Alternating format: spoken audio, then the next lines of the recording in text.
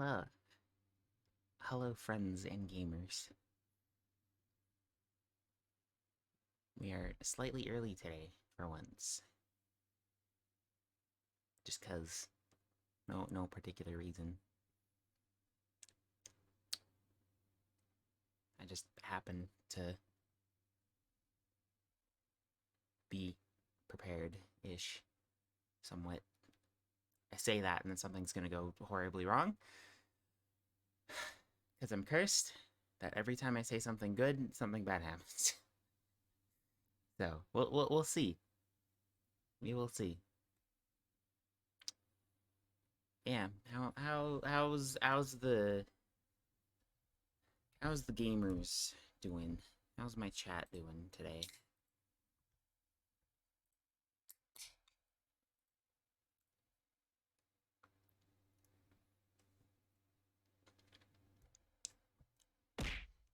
Ow. Rude.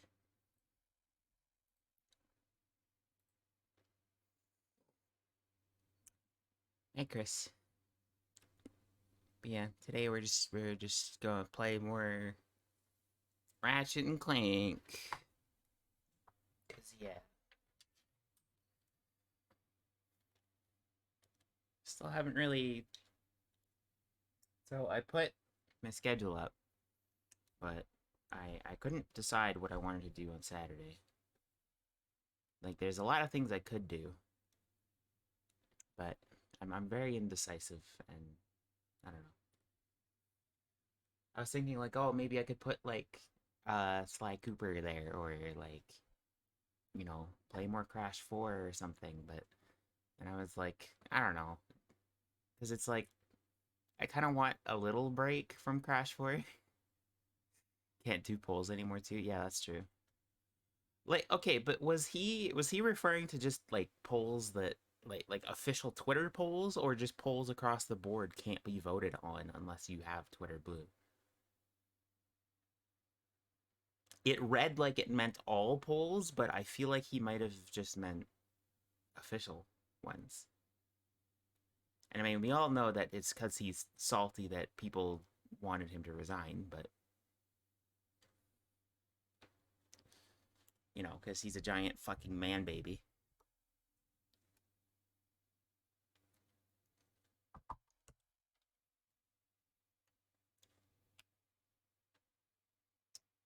Um, but yeah, um, I don't know. We'll figure it out. Maybe we'll play RuneScape or Final Fantasy. Who knows? Soon we need to pay to tweet unlimited. Oh god, can't wait for that. See, and the thing that worries me is like, it's one thing if you're like a big content creator, like you're a big VTuber or something, like, I don't know, say Kson or Selene, someone like that. If they move to another platform and they tell everyone, "Hey, I'm going here," most people are gonna go. They're gonna follow, right? And they're gonna retain most of their following, if not just about all of it. If I do that, I'm fucked. Like if we're just gonna be real about it, there's like I'm gonna have to start from ground zero, basically, from ground floor. Like, especially with all this like shit with Twitch, where everyone's like, "Oh, people are moving to Kick or whatever," or like, first of all, what the fuck? Like, literally who? Part of me feels like it's just another situation like how, oh, Ninja moves to Mixer and it like fucking killed his career. Um, you know, and everyone was like, "Oh, Mixer's the new Twitch killer." Like, is this just another thing like that where it's like, people might be moving, but successfully, that is to be debated. But like that's the other thing. Like if I move from Twitch to something else, I'm not going to retain my following. I mean, you guys might come. I would hope you would. But the thing that makes me nervous is like do I even have enough pull as a smaller streamer, smaller content creator to even like it may very well just completely erase my existence if that happens. Like if there's like, because it's either I go down with the sinking ship or I move and then lose a whole lot of my progress as it is. And I contemplated like, okay, well maybe I should stream on YouTube, but at the same time, YouTube doesn't have a lot of the features that I like on Twitch. It doesn't have a lot of that integration with like plugins and fun stuff and interesting chat features. It's just kind of very bare bones right now, and like YouTube's really the only competitor. So I guess until it's really like kind of builds up, I don't know. I mean, maybe this sounds insane, but like it would almost be nice to have like a synced up thing with like YouTube and Twitch, so that it's like, okay, well, if you're following my Twitch, you simultaneously follow my YouTube. But you know, I that might be eliminating the ability to choose, but at the same time, like YouTube's really the only real competitor. I don't know anything about this Kick website. My brain, when I heard that, I thought of like the messaging app, the one that people use to kidnap children. Um, bark bark. But yeah, it's like YouTube does have an algorithm that harasses new people into clicking on your account, though. At least, yeah. I mean, that is kind of the difficult thing. The thing that I've been really noticing with Twitch. I mean, I kind of always knew this was the case. Twitch is terrible for natural growth, and I don't know. Maybe it was a mistake starting on Twitch to begin with. I don't know. Um, but like I said, like YouTube is so bare bones that it's like, is it really worth it? Like I don't know. And at the same time, it's like, I don't know, because like the sad part is like I barely see any new followers like from from Twitter, unless it's like I'm posting NSFW shit. you know like I get tons of new followers from that, and then some people will check out my stream if like a friend retweets me, but you know most of those people don't tend to stick around, which is kind of sad. And of like all the raids I've gotten from friends and stuff, like I think I've maybe gotten one follower from any of those. It's like whatever. I'm not like super fixated on it. It's just it's kind of just part of that like worry that's kind of always in the back of my head of like, okay, well, what if I do have to move? What if Twitch does sync? What if they do pull some Elon Musk esque bullshit that fucking sinks the platform? Like, what do I do? Is that just it? Like, are all the people who follow me now gonna move over? Like, I don't know. It's hard to say, and I'm not really sure what to expect, or if if I should if I should have some kind of contingency. I don't know. We'll see. I mean, I do have the YouTube channels and stuff like that. They're already there, so I guess it wouldn't be too much of a change. You could, in theory, dual stream YT and Twitch. See, the thing is, I'm too dumb to manage that much shit. Um, so it's like, I don't know, because like Twitch has like the whole, you know, community subs, sub gifting, fucking bit integration with like plugins and stuff, and like fun chat features, and you know, shit like where you can throw stuff at me. That only works with Twitch. Can't do that with YouTube. Like, so like all this stuff that encourages interaction with chat is just kind of not there. And so it makes me worry like, okay, well, what what is there as an incentive to encourage people to interact? Wait, like, do people care enough about that kind of stuff that it matters? Or is it just kind of like, you know, a sort of a superfluous feature, you know? Like, I don't know. I barely know anything about Twitch or YouTube streaming in the first place. Like, most of this is just me winging it and kind of finding out as I go, you know? Like, I'm not like algorithm or VTuber culture savvy at all. I, I don't know.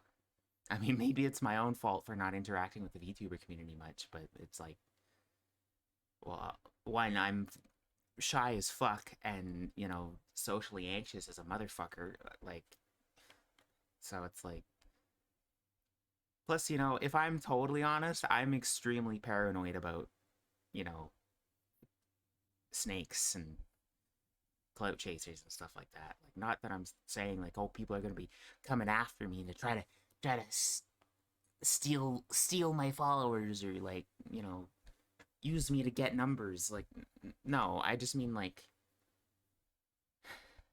people behave differently towards you when you're a public person, right?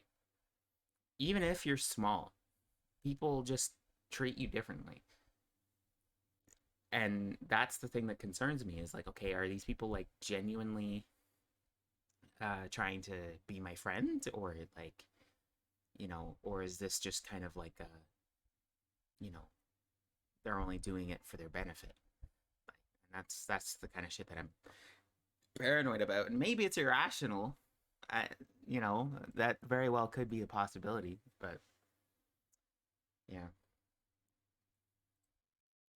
Vivid, vivid. We're gonna play Ratchet and Clank. We just had a little discussion here first. Ow. Ooh, why do I have so little space on my solid state?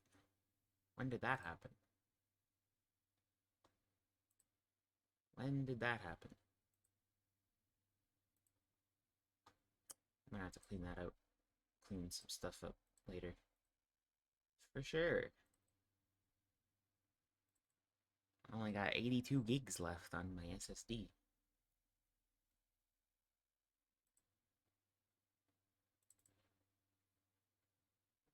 Too much Transformer porn? Yeah, my fucking 850 gigs of Bumblebee.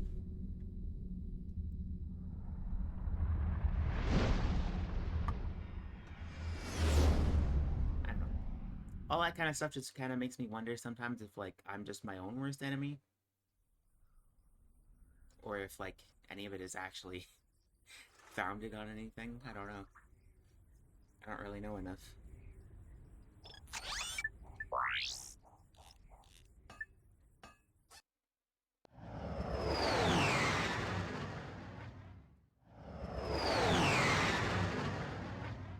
Can I be real for a sec? Like, and maybe it's like, again, maybe this is irrational and I'm just overthinking it. That's a very, very real possibility. I do that a lot. But something that kind of bothers me is like, I'll see these like brand new, literally, where the fuck did you come from? Brand new, like, out of nowhere indie VTubers, and they come out of literally fucking nowhere, and their brand new fucking Twitter account has 10,000 followers, and seeing, mutuals. Hold that thought, game is kind of loud. Oh shit. Why did it turn itself up all the way? That should be better. Seeing like mutuals, their friends, like hype them up, and then just kind of like me sitting here like, oh, okay. And sometimes it kind of feels weird. Like what's the difference between them and me? Like, why? It just kind of makes me wonder, like These are like brand new out of nowhere indie people. And it just sometimes seems like people are more willing to get behind or hype someone up when they already have a massive following, but if you're already small, nobody gives a shit. You know what I mean?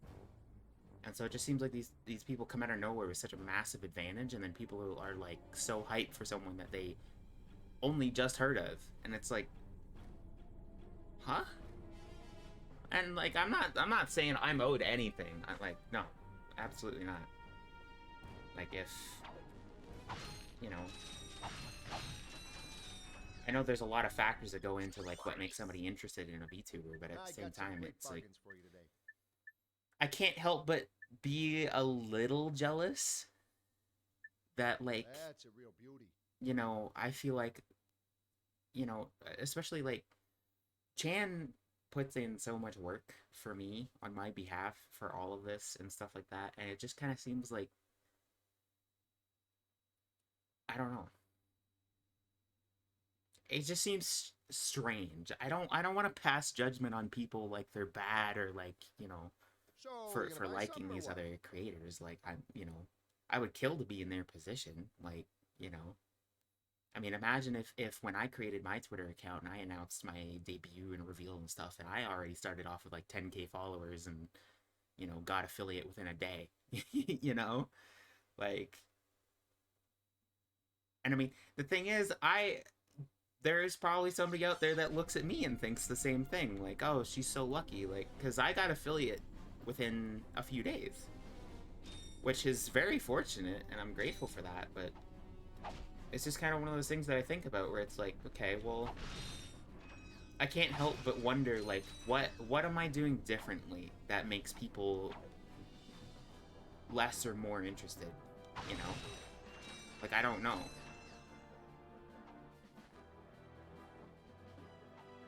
And I mean, maybe it's partly because like I'm not really big on the whole like idol culture shit. Like I don't do the ASMR or like lewd tuber stuff. Like, and maybe that's just the stuff that works for VTubers, and you know I'm just too much like a regular old Twitch streamer. I don't know.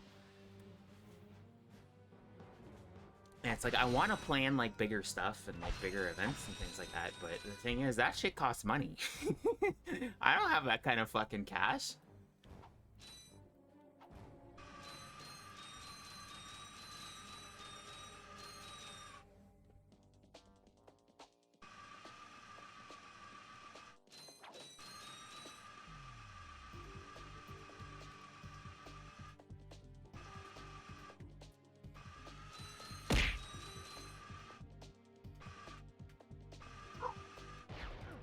So much can also ride on right place, right time. That is definitely true. I mean, and it's kind of hard to predict like or know like what is the right time.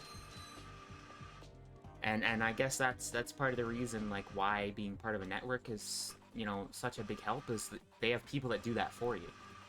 That know this stuff like intimately and like, you know, they kind of they prop you up in a really big way. And that's the other thing that kind of weirds me out is like why are people so much more willing to get behind like a corporate VTuber versus an indie?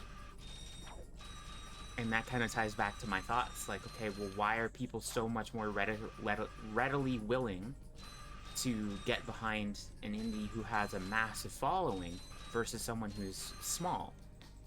With, you know, really not that much difference in content or, you know, quality of like model or anything like that.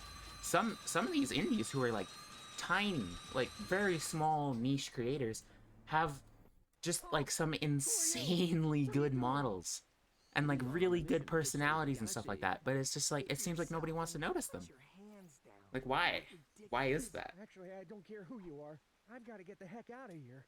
And I know like there's this whole like brand loyalty thing, like, you know, when there's that familiarity there, like, you know, oh, you're familiar with Hololive, so when there's a new Hololive, chances are you're gonna like the new Hololive because they know all that demographic stuff. They know what appeals to their fans and demographic, and you know, VTuber fans. They study that stuff like constantly, and they have plenty of their own information to study from because they have such a massive sample size of people to look at. So it's just kind of like, I can't help but envy some of that when it's like, you know, especially when I see people that I've interacted with before, or like I consider friends or mutuals, whatever, you know, get so hype for somebody that just came out of nowhere, and then it's like, you haven't even come to my streams like even a single time, like not even just to say hi. That does feel a little bad, you know. And I mean, that definitely just comes from like personal bias and my own like social anxiety and paranoia, like, and at the end of the day, like, if somebody doesn't want to watch me, like, I can't control that. Like, I'm not gonna force anybody. I'm certainly not gonna go around guilting people for it. It's just kind of one of those things that's just kind of in the back of my mind, where it's like, again, I wonder like what's different about me, you know. And that also kind of makes me paranoid, like, okay, well, I don't know. Is it because I'm not like cutesy anime princess voice like all these other VTubers? Is that why? Like, I don't know. And I mean, that's just the point of insecurity that I have, but and it may be completely unfounded. I know what you mean. There's definitely creators who just appear with a ton of promotion of followers. You can buy yourself into this industry for sure. Oh, definitely. I don't doubt that at all. And you know, there's so much. There's obviously, you know, kind of a preferential bias towards people who have pre-existing connections, and you know, it kind of makes it hard to get anywhere when you don't have those existing connections. And then it's like, well, how do I build them? Where do they come from?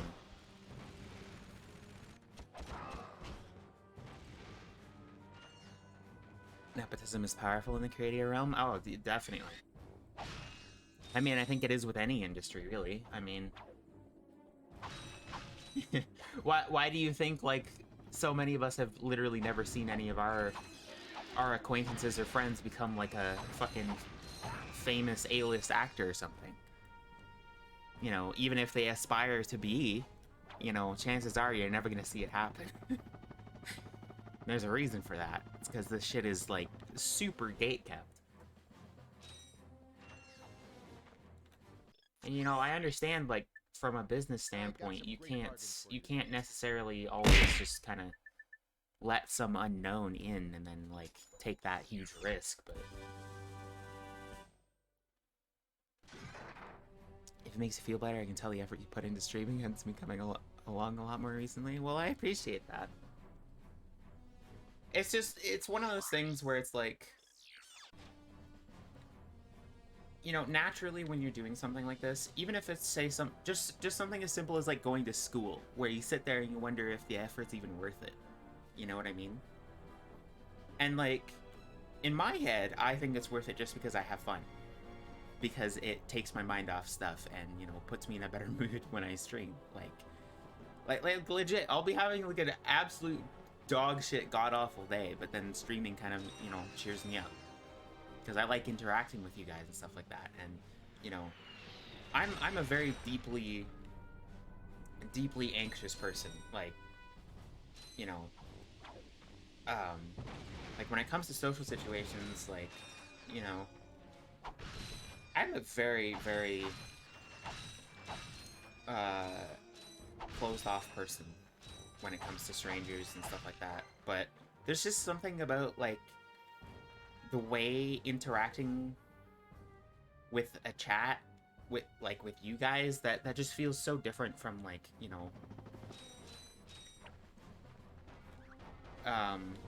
if I went, you know, if I went out and met people IRL, like, there's just something so different. Like, I feel like I can just be more myself when I'm streaming, compared to, like, real life scenarios. Because I feel like there's less, not so much that there's less judgment there, but I have more control over, you know, okay, if somebody's being a douchebag, I can just ban them, right? I fully have the control to just say, okay, this person I don't vibe with, they're being an asshole or, you know, being rude, and I can say, okay, no, you're gone, bye. I can't do that in real life. And if I'm in a situation where, like, especially if it's like work, this is part of the reason why I have so much difficulty, like, holding jobs, is because, like, that anxiety never goes away. Like, with meeting new people, it's so difficult for me to, like, interact with, like, regular people in the regular world. Also, thank you, Mega. I like Mega too. You're a good friend. And I appreciate all you guys, like, and the stuff that you do for me, and like complimenting. And don't get me wrong, I'm not trying to fish for compliments here. Please do not feel pressured to like try to fucking inflate my ego.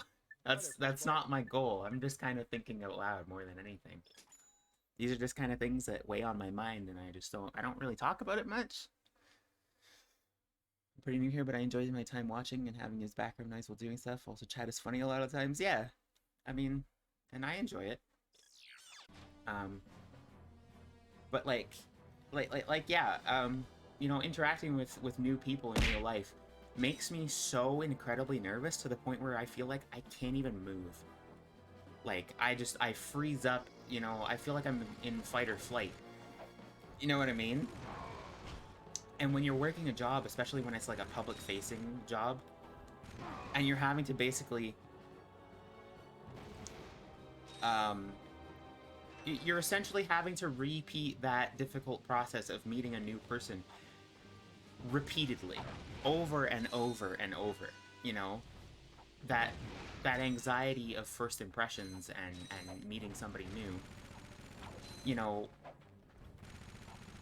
it becomes easier to interact with people after you've gotten past that first barrier, right? So that familiarity gets built, and then it becomes so much more natural to just be yourself and exist and you know, build those friendships. But when you're at that wall of, okay, I don't know this person, and it's like, okay, great. Maybe after I talk to like a customer or whatever for the first time, and they stick around and talk a bit more, I get a bit more familiar and I understand, okay, this person is kind of a nice person, like whatever. You know, I kind of have a bit of a better feeling for who they are and like my relative safety with them. But the thing is, they're gonna leave and I'm probably never gonna see them again. And then I have to start that over with somebody new. And that creates just such this painful loop in my brain where it's like it's a panic almost, because it's like, oh god, you know, it's so unpredictable. I don't know what to say, and I feel like whenever I'm interacting with people, it's almost like I have to sit there and choose from like preset answers, you know, like almost like it's a fucking game. Like these people come in and it's like, okay, well, it's gonna go one of two ways. They're gonna just put their shit on the counter, check out, and leave, or they're gonna try to make small talk. And then it's like, okay, well, the small talk is almost always gonna be like, oh, how's your day? And I can't tell them, oh, it's dog shit, this job sucks, I hate my life. Like, as much as I would love to, you know, I can't. And like in a work environment, you can't be yourself. You're penalized for being yourself, and that's what makes things so difficult. Especially like I was like fucking chronically bullied in school. You know what I mean? And I never knew why. I still don't. I still to this day have no idea why it happened. Like even when I moved to a brand new school, didn't know anybody, and nobody knew me. Somehow every time I just became like the target, and that's part of like why I'm always so nervous about being in these new social situations in real life. Is is it gonna happen again? Like is there just something about me that people don't like? Like is there just something that's just inherently unappealing about my existence to people? And of course that, you know, I know that that's not true. Because, I mean, there are plenty of people who do like me. So, like, you know, and it's kind of hard to figure out what the difference is. Like what? Why do some people think like me, and then other people just find me like just repulsive? You know, I don't know. And I mean, it's kind of impossible to know for sure, like what that difference is. And there's not really any sense in dwelling on it, because it's like there's always going to be somebody out there that doesn't like you, no matter what you do. Even if you're like a fucking saint and you're the nicest person on earth, somebody's going to hate you. And they're good, and you know, they're going to have preconceived notions, and then they're going to create reasons to dislike you when they've just already decided they don't like you. Even if they really, in truth, didn't have a reason, they will create one. And I understand that, but it's like, I think it's more so just the unpredictability that scares me. Because I feel like I do put a lot of effort into like trying to be myself and putting my best self out there, and then it's like when there's no way for me to know what I'm doing wrong, like what, like how do I correct, how do I course correct that, you know? And that was the thing, like I barely ever had any friends growing up, because it was like, and even when I did make friends, I couldn't keep them. And you know, and the thing is, I hate small talk. I cannot tell you just how much I fucking hate the fucking idle chatter of like, oh, how was work? How was school? How was, like, fuck off. It comes off so just disingenuous to me. And like, I know there are people who are genuine and genuinely want to know like how you're doing and how your day is and shit like that, like, but to me, in my head, I can't be bothered to ask that stuff a lot of the time, because it feels like, okay, well, one, does this person actually want to talk about it, or does anyone actually care? To me, small talk feels like yeah, like you said, Milk, it's it feels like it's scripted. It feels like it's part of some script that, you know, I'm not in on. You know what I mean?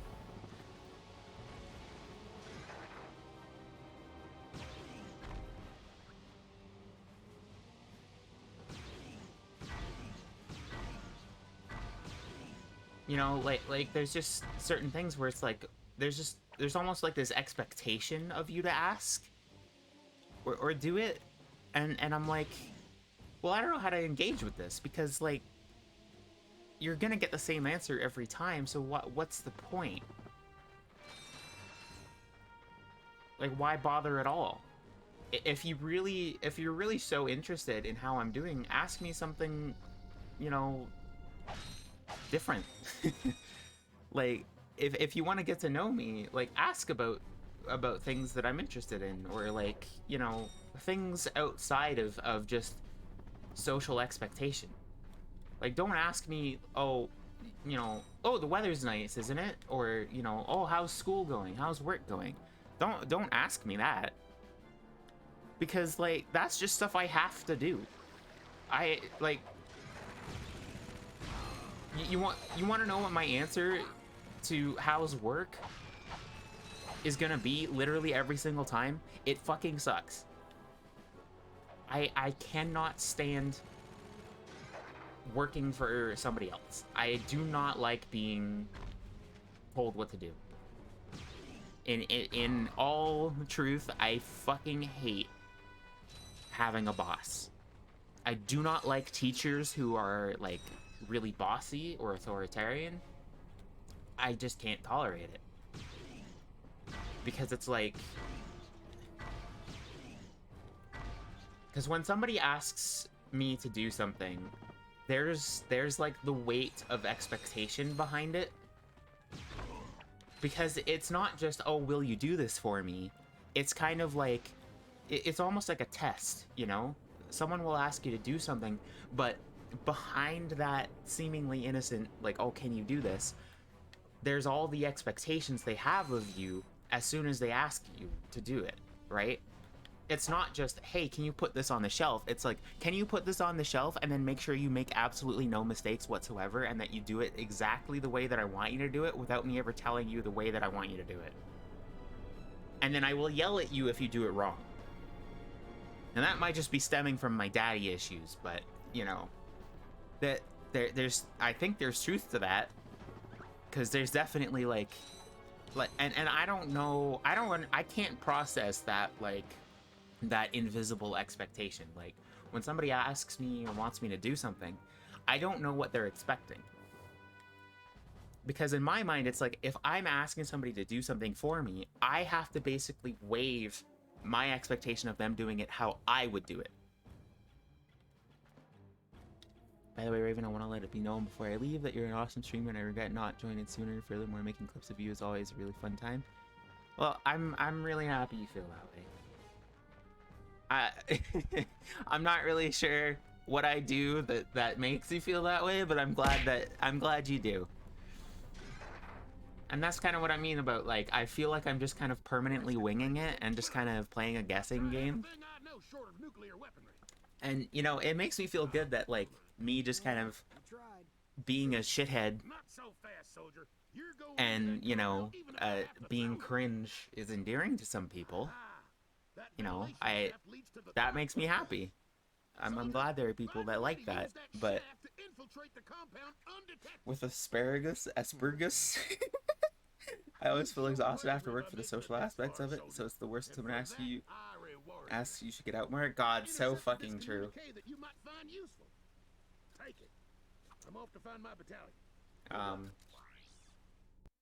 Yeah, like, and that's what I mean when I say, like, if I ask somebody else to do something, I have to get rid of the expectation that they'll do it how I would do it, because I'm not the one doing it. Like, and so I don't feel like it's fair to ask somebody to do something and then expect them to do it exactly the way that you do, because they're not you. And that's one thing that I have such a hard time dealing with when it's like, oh, I have a boss that, you know, that tells me what to do. You know, I have a different way of doing things compared to how somebody else would do it, and it makes me very anxious, because it's like, I can't tolerate. I have a hard time tolerating criticism in the first place, which, you know, that might be from some other issue entirely. It's like growing up, you know, my life was very much sort of that thing where it was like, our scanners do not detect any magnabots on this. God, yet again, gotta go to another planet to get a thing to come back to do the thing. It was like failure was punished, and then success was scrutinized. So now it's like I have like no ability to feel pride in anything, because it's like when I do accomplish something, it's just like my expectation was always, okay, there's gonna be something wrong with it, and that's very much the environment that work is. You're not rewarded for doing well at a job, you know. They'll give you a pat on the back and say, oh, great job, and then it's like you'll still get paid the same minimum wage and still be treated like dog shit every single day that you're there. And, you know, and then when you fail, you're like disproportionately punished for it. You know, even if it's just like a small mistake, like they will end your livelihood over like the slightest thing. You know what I mean? And so, like, I have this problem where, like, I feel like I don't know what to do with my life. I legit don't. Other than streaming. What is this planet? It was Patalia. Fort Krantos. No matter how much good you do, if you mess up once, they focus on that. It's crazy. Yeah, and that's what I grew up with. Like, that's the kind of shit my dad would pull, and I think it was I think it kind of largely stemmed from his own mental issues, but he was also like in the military for a lot of it, and I feel like he kind of did that same sort of like military style expectation of me. Um, and so it just kind of makes it difficult to like navigate life just as a whole, because it's like I don't really know what it means to feel proud of something, or like, but then at the same time I'm so afraid of failure that it's like I feel like I can't even move. You know, I'm just stuck on square one forever, because it's like, okay, well, if I do accomplish something, it's not good enough. But if I fail, I'm never gonna live it down. And then, you know, so it's almost like it's better to do nothing at all, because it's the only way to avoid either outcome. And I know that's not healthy, and so I still do my absolute best to, you know, try to try to do stuff. But at the same time, it's like, you know, like for example, like with what Kenneth said, like when he says that, you know, he likes my streams and like he enjoys watching me, or like you guys say that. To me, that doesn't like register in my head. Like I don't know how to respond to that. I know that the right thing is to say thank you, and that I appreciate it, and I do appreciate it, but I don't know what I did. I don't know what I did to deserve it, and maybe that's kind of like almost like an imposter syndrome kind of thing, like, you know, subconsciously feeling like I don't deserve it, but like, you know, I've gotten better about like, you know, letting myself accept compliments, but at the same time I still feel so awkward about them that it's like, you know, when people do compliment me or tell me like they like something I did, it's like I don't have that same feeling. You know what I mean? Like, and it's not like I'm sitting here like, oh, nothing's worth it. Why bother? Or like, you know, oh, I don't deserve it. And you know, when people compliment me or something like that, I'm not one of those people that thinks that they're lying. I mean, there is that part of my brain that's like, oh, are they just saying that to say it, or do they actually mean it? Like, of course, I wonder that. But, you know, I just don't know how to respond to it.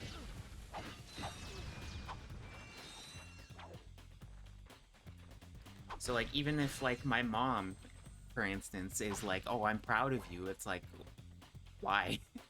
What did I do? And then even if they explain, I still just don't understand. You know what I mean? Like, I don't understand what that means.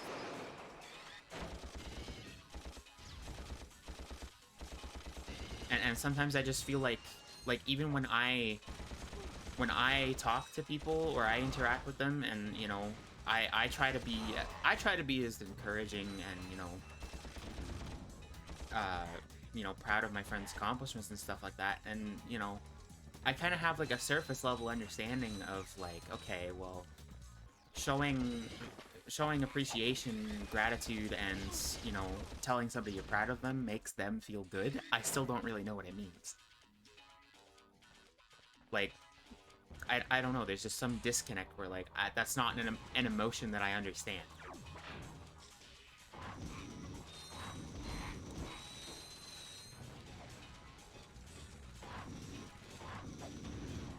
And like you know, I can recognize in other people like when they've done something good or like they worked hard on something. And so when I see that, I know, okay, well, you know, I'm proud of what you've done. You know, you've accomplished a lot. And so like, I don't know, it's almost like my brain operates on like, okay, well, is this condition met? If so, then say this. And that's not to say that I'm like, I have no like understanding of how people feel. Like I can tell when people are happy or sad or like whatever. And you know, I always, and you know, especially if the person's like feeling like insecure about something, like I can recognize that pretty much immediately, and you know, I know that like a compliment or you know, saying you're proud of them goes a long way, but I don't know. It just it feels like, I don't know. Sometimes I just wonder if like all of my social interactions are just fake, you know? Because like I don't know. I sometimes have a hard time understanding like what it means to be myself. And I mean, I wouldn't say that I'm ever like faking when I compliment people. I just don't really like I don't know, like I just have like this weird paranoia, like, am I a real person? Am I is my whole personality just a lie? Like I don't know. And I understand that's kind of like an irrational thing, like, you know, obviously I have my own personality. It's just, I guess I don't have the ability to really grasp what that means, if that makes sense. Like, I have just such a hard time like interacting and engaging in like a quote-unquote normal way, the way average people interact, you know, that it's like I just have this constant paranoia of like, you know, is what I'm saying real, or is this just kind of like a preset response I have in my brain because you know, I was taught that when someone asks how your day is going, you respond, and it's almost frowned upon, and it feels like yeah, and that's the thing that makes it feel like such a game, where it's like, okay, well, I have to almost pick the right answer when somebody asks me that small talk, because it's almost like people will shun you or look at you weird if you say anything other than, oh, it's going great. You know what I mean?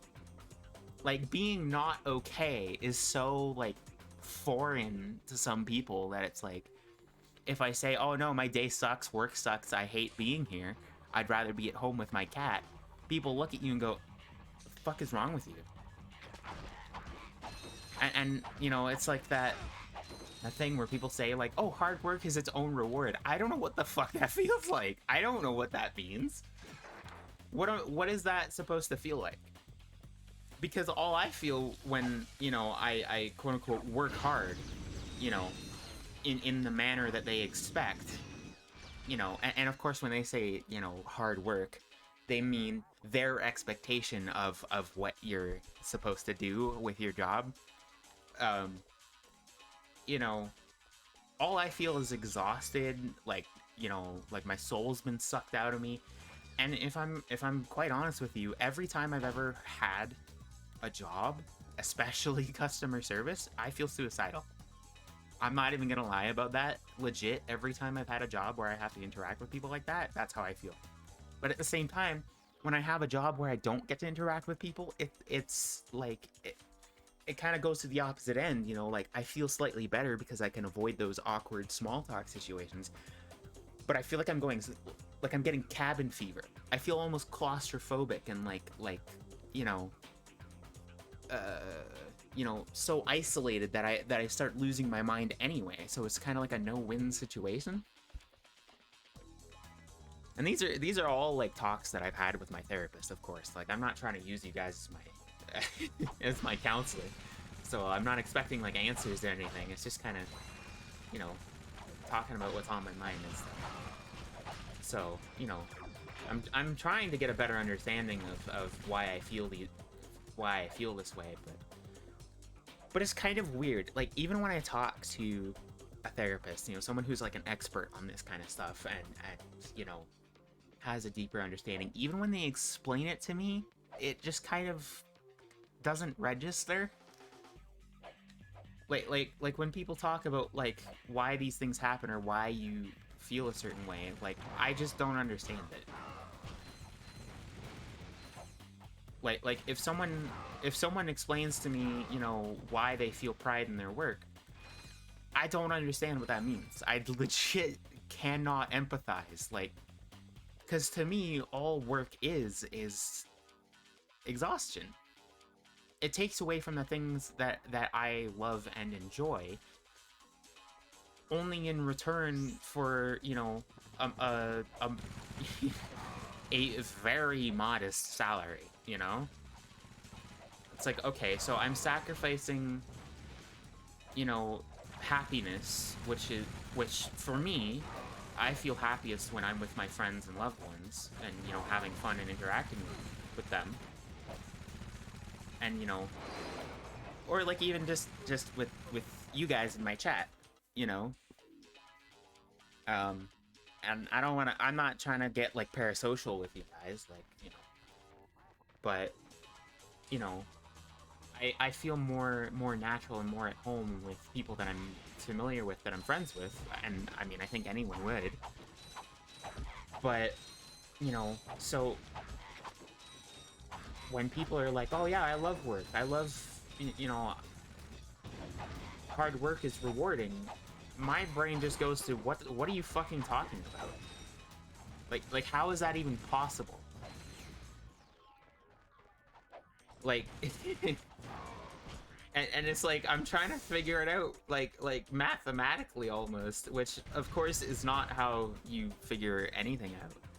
How are you doing today, ma'am? We're getting philosophical today. I'm doing good. You know, because like I said, work to me takes away from all the things that I love and enjoy and do make me feel happy. So I just have this association with working a job, like, okay, well, it's just something I have to do because I don't have a choice. Like I really don't, like, unless Twitch gets really successful for me, I don't have a choice. You know, there's no real options for somebody like me. I kind of just have to suck it up, but sucking it up means basically, okay, well, I have to choose between my mental health or being homeless. Like, and you know, my parents aren't gonna be around forever. I mean, I certainly found that out pretty recently with my dad. You know, it could happen any time, and I'm just fucked. And that's something that kind of scares me, because it's like, you know, and it's not that I don't want to you know, be successful. I don't want to work, or I want to just like mooch off my family forever. I don't. You know, I feel constant guilt about living at home, because it's like, you know, they could be better spending that money on themselves, you know, things that they want to do, things that they want to take care of, but, you know, they're just kind of stuck with their fucking socially awkward neat child that's like, well, kind of catch-22. I feel miserable working a job in order to live on my own, but then I feel guilty for living at home. And it's just kind of like, I wish I could just feel that pride, that sense of satisfaction from working that other people do. Like, I wish I could just be blissfully ignorant of how much it sucks to work a job. You know, where I could just do what I need to do and not have it bother me in the slightest, and just go home and be satisfied in that. But I feel like I just lack the capability. Like, there's just something missing in my brain that everybody else has that, you know, like, I would kill to have that. Legit. You have no idea how much I wish I could be just like my mom. She works a job that I otherwise would consider to be like a fucking miserable nightmare. And I did kind of, you know, I did work at the same place for a little while. It was just like a call center. That, ugh. Jesus Christ, I don't think I ever felt worse about my life than when I was working that job. Anyway, I'm not gonna get deep into the politics of call centers, but you know, my mom does it. She goes to work every day. She feels good about what she does, and you know, feels proud of her accomplishments and stuff like that. And you know, even when she meets hardship, you know, she gets through it and she feels good about it. I wish I could just be like that. I wish I had that. I wish I had whatever it is that she has in her brain, to just make it so easy. And that's not to say that her job isn't hard, but I just mean like there's just that obstacle that I have where it's like I feel like I can't even do like normal things that are expected of you. You know, that just isn't there for like a lot of my family members. They can just wake up, go to their job, and come home and just be fine. You know, maybe they still have bad days, or you know, there's some aspect of their job they don't like, but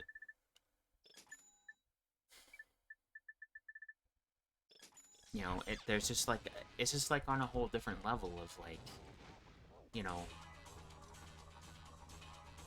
they're able to just say, oh, you gotta do what you gotta do, and then move on with their day.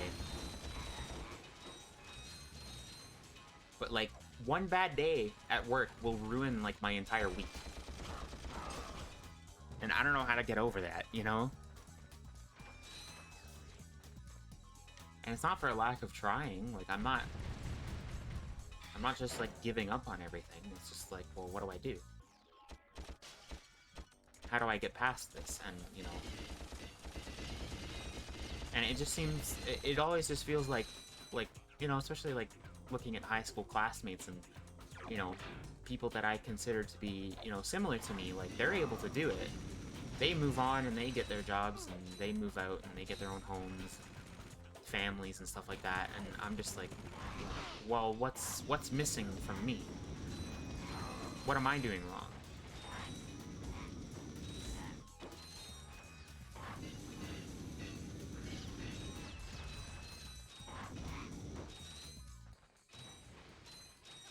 My dad always just said because I have to, but I don't get it. I mean, I guess it's different, like, when you have a family and, like, you have, you know, a sense of obligation.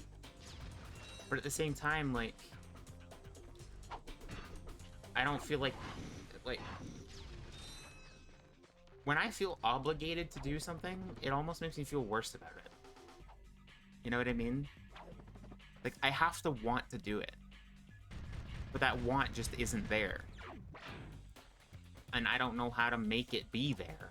And I feel like sometimes when I talk to people about this, they just go, well, you just have to accept it. Just do it. You know? Stop thinking about it so much. And it's like, but I can't. My brain is on 24/7. There is not a single second of my day where these concerns or these worries are not running through my brain, except when I'm, like, you know, distracting myself from it.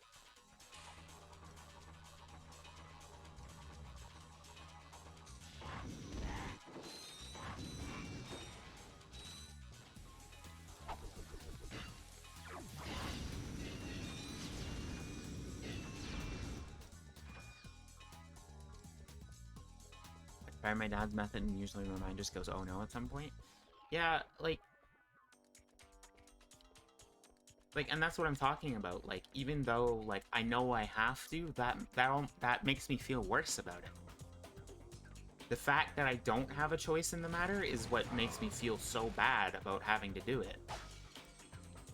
You know, when I was going to college, you know, I felt good about it because I was doing well. But at the same time, I was still really struggling with my mental health because it's like I felt like I was only there to keep up appearances. To, you know, to tell my parents, like, oh, hey, I'm doing what you expect of me. Because by the time I finished my first year, it was like, this isn't what I want to do. You know, I'm working my ass off just to work in some shitty office? Like, what's the point? And like, I don't know. You could easily interpret that as me just being a coward and giving up, but I can't escape my feelings. you know, I have to be able to understand them and work through them, but I don't know how.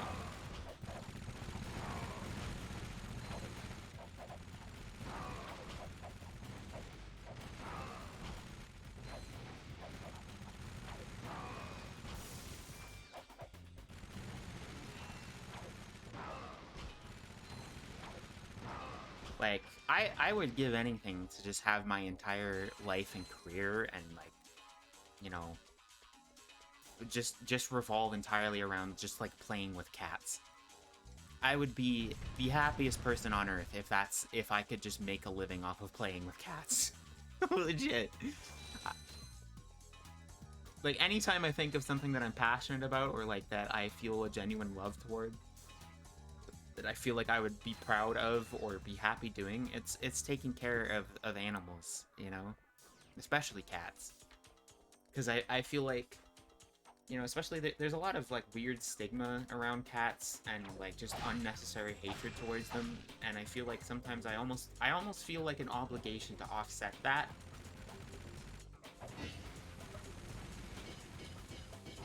And, you know, making sure my cat is happy, fed, sheltered, and loved, you know, I feel like that's the closest I get to feeling pride, because it's like, you know, oh, well, what if he hadn't found a home? You know, what if the home he went to was abusive, or, like, didn't like the cat, or was just letting them outside to get hurt? You know? And so I feel some level of accomplishment in, you know, providing an animal that would otherwise be hated unreasonably. You know, and that's part of the reason, like, why I like snakes and like spiders and stuff like that, because I feel like, you know, they get such an undue amount of hatred and disgust. But, you know, a pet snake is just as deserving of love, care, and attention as a dog is.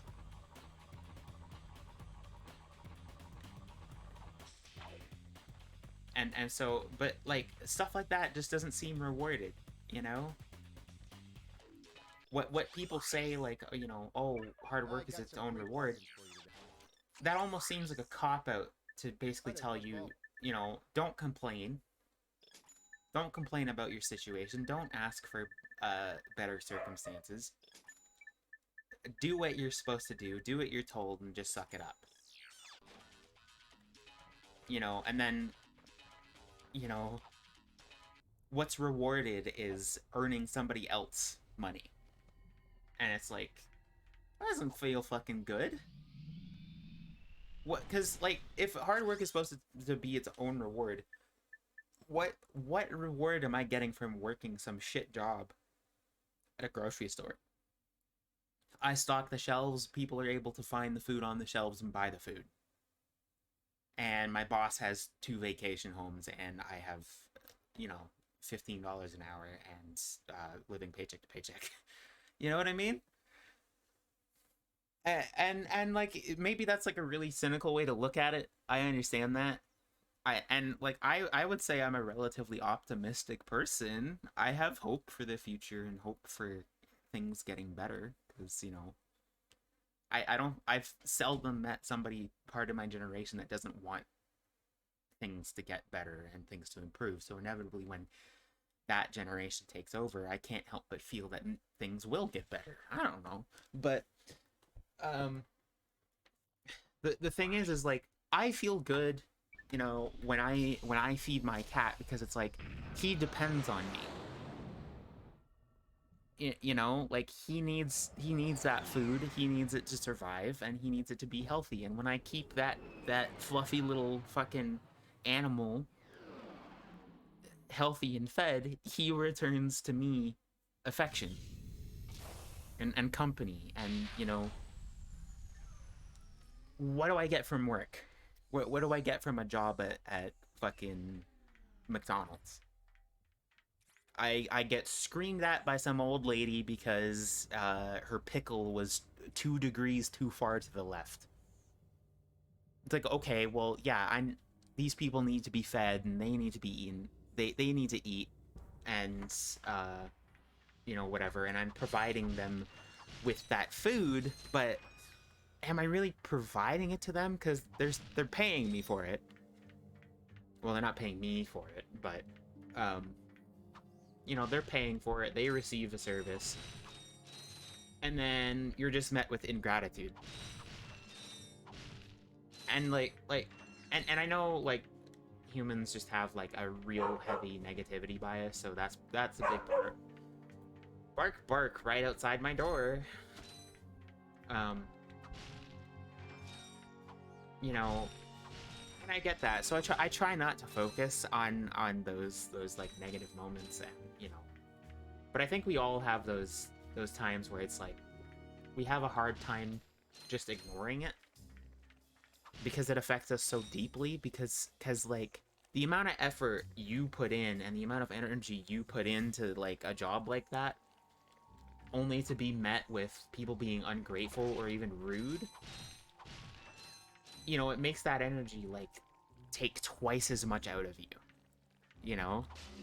Badgerbots can't climb, And like but you can use your being shown like thankfulness and like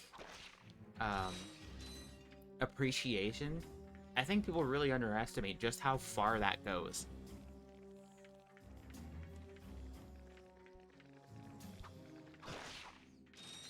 Because like any time that I've heard of somebody saying that they love their job, it's because their boss and their coworkers all operate under terms of, you know, being, you know, supportive and grateful towards each other and stuff like that. Like their work is actually thanked and they get compensated well. The only people I've ever met who say they love their job are people who are paid well. Legit. I'm sorry, but I've never met someone who works minimum wage and is like, oh, I love it. Unless it's something like, you know, like, or like volunteer work. It's almost, it's people who do things like volunteering and people who are paid well. It's never the people that work at the fucking grocery store or like at Walmart or work in a call center. Unless they get paid really, really well and get plenty of time off. Then it's like, oh yeah, I love my job. I have friends who, you know, work for minimum wage that say they like their job because they work something like a delivery job where they basically get to spend all their time on their phone. Or they basically barely do work while they're on shift, and it's like, damn.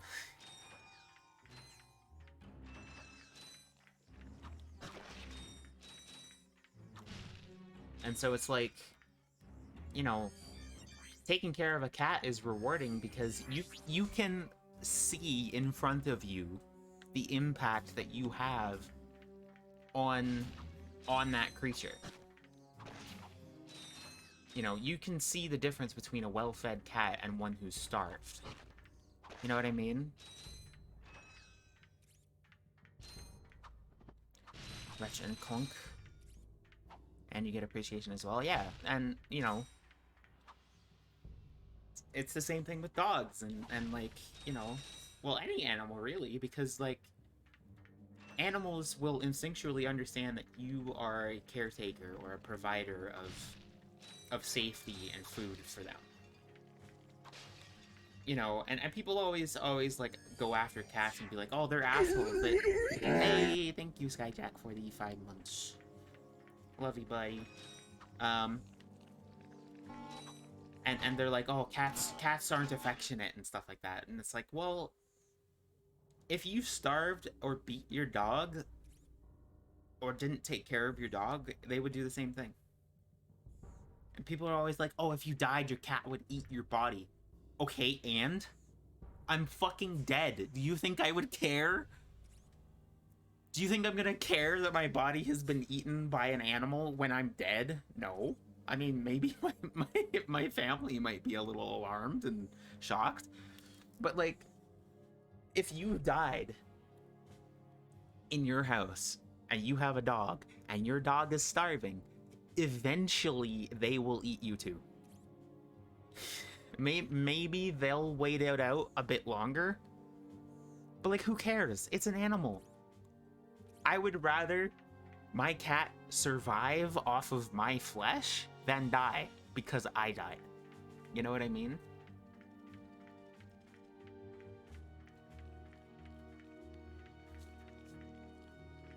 People who are trapped together will resort to eating you. Yeah, that too. You know, obviously I would prefer to not die in such a miserable fashion and then have people resort to cannibalism. Like, I would prefer to, you know, maybe die peacefully in my sleep, you know, surrounded by loved ones. And, you know, of course that would be the ideal scenario, but, you know, we don't really get to choose that.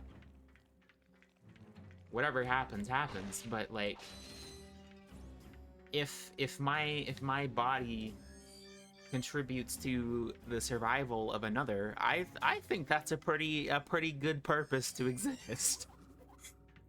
You know, because like in life you wouldn't want your cat to starve to death. So why would I want that in death? Why would I want my cat to die just because I did? You know?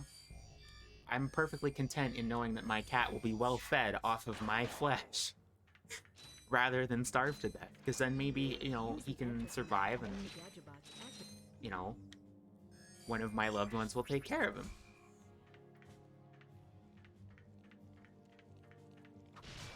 I just want somebody to eat me out. So true, dude. So fucking true. You would probably be fucking just... I don't know about that. I'm not the healthiest person, so I imagine I would probably taste pretty bad. I mean, to a cat, I don't know. Do they even really have a concept of, like, something tasting... Well, no, never mind. I shouldn't even ask that. I know how spoiled my fucking cat is. Motherfucker will not eat certain food. I would not resort to cannibalism even if the only source of food was my dead friend. I'd just starve. I mean, yeah, I mean, if I was that desperate for survival, then maybe, but... If it was like my best friend, I would definitely do everything in my power not to do that.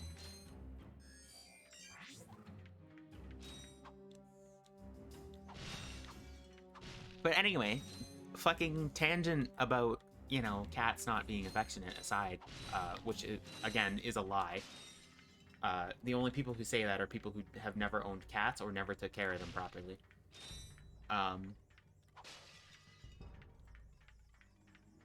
And my best friend would understand. I feel like Chan would probably understand.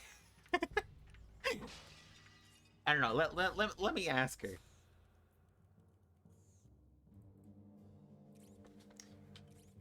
And how would you feel if you died and my only chance of survival were to eat your flesh? That's totally a fucking weird ass question to ask somebody out of nowhere, but hey. But yeah, anyway.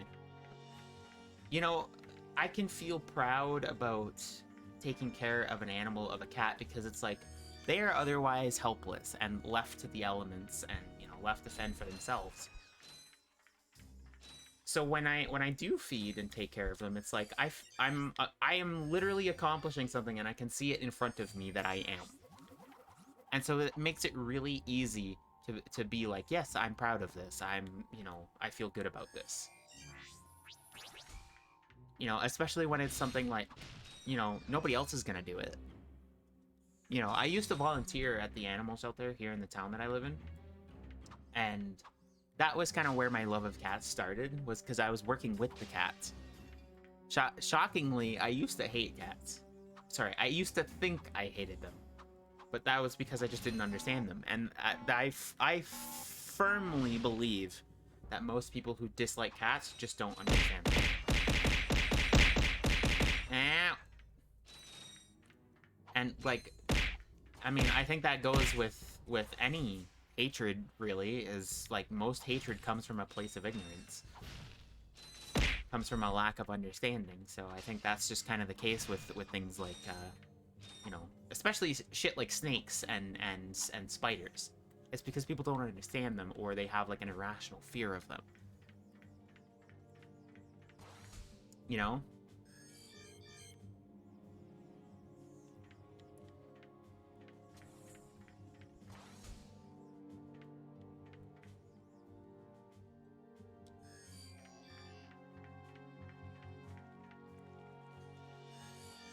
And so when I did volunteer, you know, I got to play with all these cats and feed them and take care of them and play with them, and I felt really good about it. And the cats were very affectionate. They were very playful and very nice. I don't think a single one even tried to scratch or bite me. Unless it was like a cat that just came out of like quarantine or whatever, like brand new there. But all it really took was just like a little bit of patience and understanding, and, you know, showing them like, hey, I'm not gonna hurt you, and whatever, and they come around. That's all it really takes, is a little understanding. It's like, it's fine. You know, and the same is true for dogs. Like, if you know, someone has never been around dogs, or like has been raised to have a particular understanding of dogs that leads them to believe that they're like horrible, dreadful animals that are full of hate, and, you know, they're gonna, gonna be the same thing. Nothing is that opinion of theirs is not going to change until they do, you know, meet a dog and get a better understanding of what they're really like.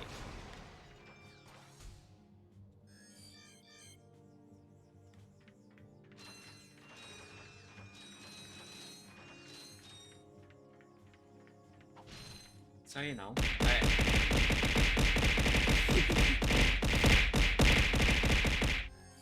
I've always been a big dog person. I was too. I mean, it's not that I don't like dogs. I do still like dogs. I just feel like I don't have the energy for them anymore. I relate to cats so much more, and like, it's gotten to the point where I feel like I can't live without them. You know what I mean? Like, I just love cats so much, and the kind of energy and affection that they give, like the way they show affection is just so endearing to me, and like I see so much of myself in cats, you know, with, you know, being misunderstood and, you know, that aloof and things like that. But bark, bark, bark, bark, bark, bark, bark. Jesus Christ.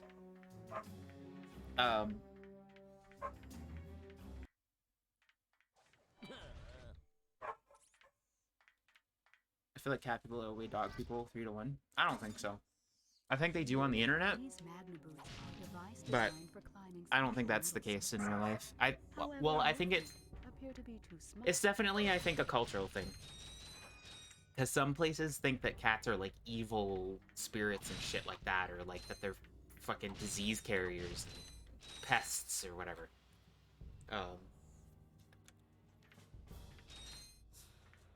But some places feel that way about dogs.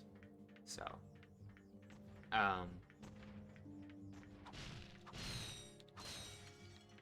because like most people I meet are dog people,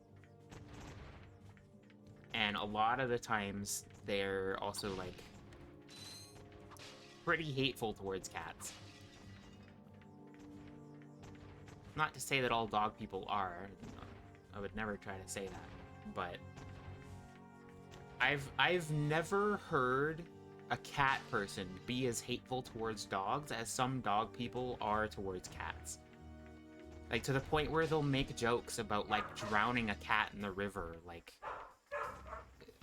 or, like, killing it, or something like that. Like, talking about somebody's pet like it's just some objects to be disposed of, like, I rarely hear that about dogs, ever. And whenever somebody does talk about a dog like that, they look at you like a freak. Rightfully so, because if you do talk about an animal that way, you are a fucking freak, and... Oh god, I hate this fucking part. Hold on. but it seems like it's almost just socially acceptable to talk about cats, like, just like to talk about like fucking killing them, or like, you know, just this complete lack of care about like just letting your cat roam around outside unsupervised, you know, and people are just like, oh, it's fine. Like, no, it's not fine. No one would do that for a dog. Nobody lets their dog just run around outside wherever they want. And if they do, like, they're not a good pet owner. I'm sorry. But it's like, so it's like, why are people so okay with behaving that way towards cats? But then when it comes to a dog, it's like there's some kind of like exceptionalism with it. You know what I mean?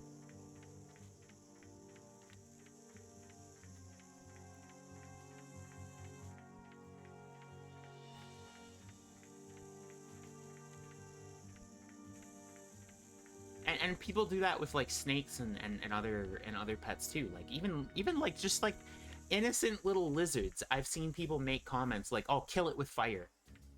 Like, why would you ever talk about somebody's pet like that? Like that is a creature that somebody takes care of and loves and lives in their home as a member of their family, and you're saying to kill it? Like, what if somebody said that about your child? Or your dog, again, your dog. People just have this weird exception in their head for dogs, where it's like, you know, they would be offended if you said that about their dog or did that to their dog, but if it's a cat, it's like, no, that's fine. It's like, okay, what if I let your dog outside to get hit by a car or attacked by another animal, or, you know, to get a disease and die from it? They'd be like, oh, what are you, crazy? That's, you know, that's cruel. And then it's like, okay, but what about the cat?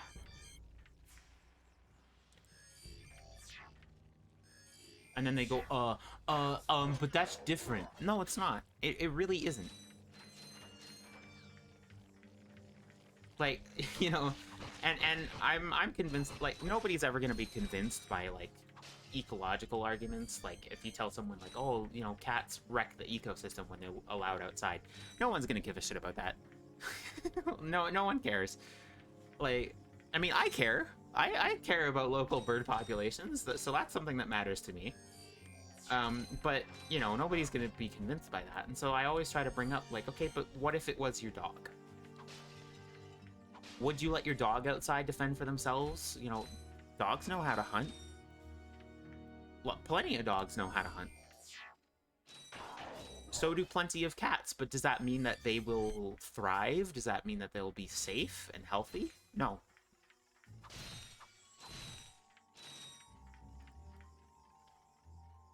I love spiders and always make me sad to hear people talk of spiders so poorly. Most of the safe species just want to be left alone. Yeah. I have an irrational fear of spiders, sorry. And, like, there's nothing wrong with having a fear of spiders. It's just like, don't go up to someone just because, like, you have a fear of something. Don't be like, hey, you should kill that. Especially if it's their pet. Like why? That's just mean.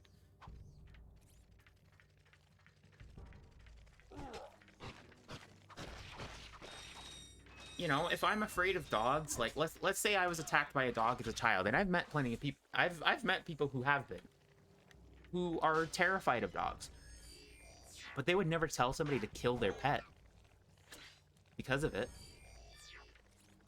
But again, that's what I'm talking about. There just seems to be this exception for dogs. Dogs are just this precious, perfect thing that you can never speak wrong of. But as soon as it comes to any other pet, it's like all bets are off, you know? And I've seen people talk that way about birds, too.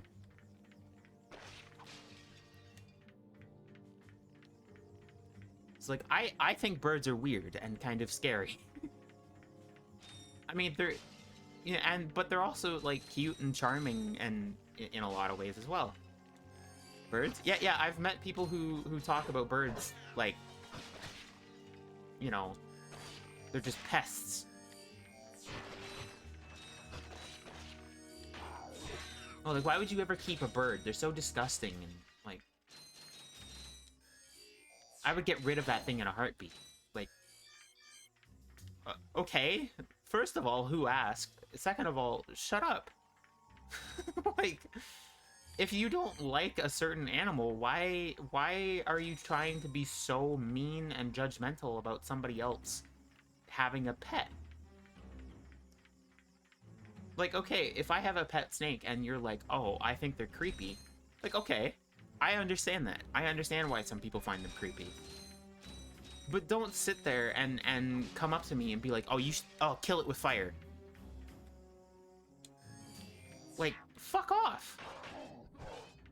I've seen plenty of snakes be just as affectionate as a cat.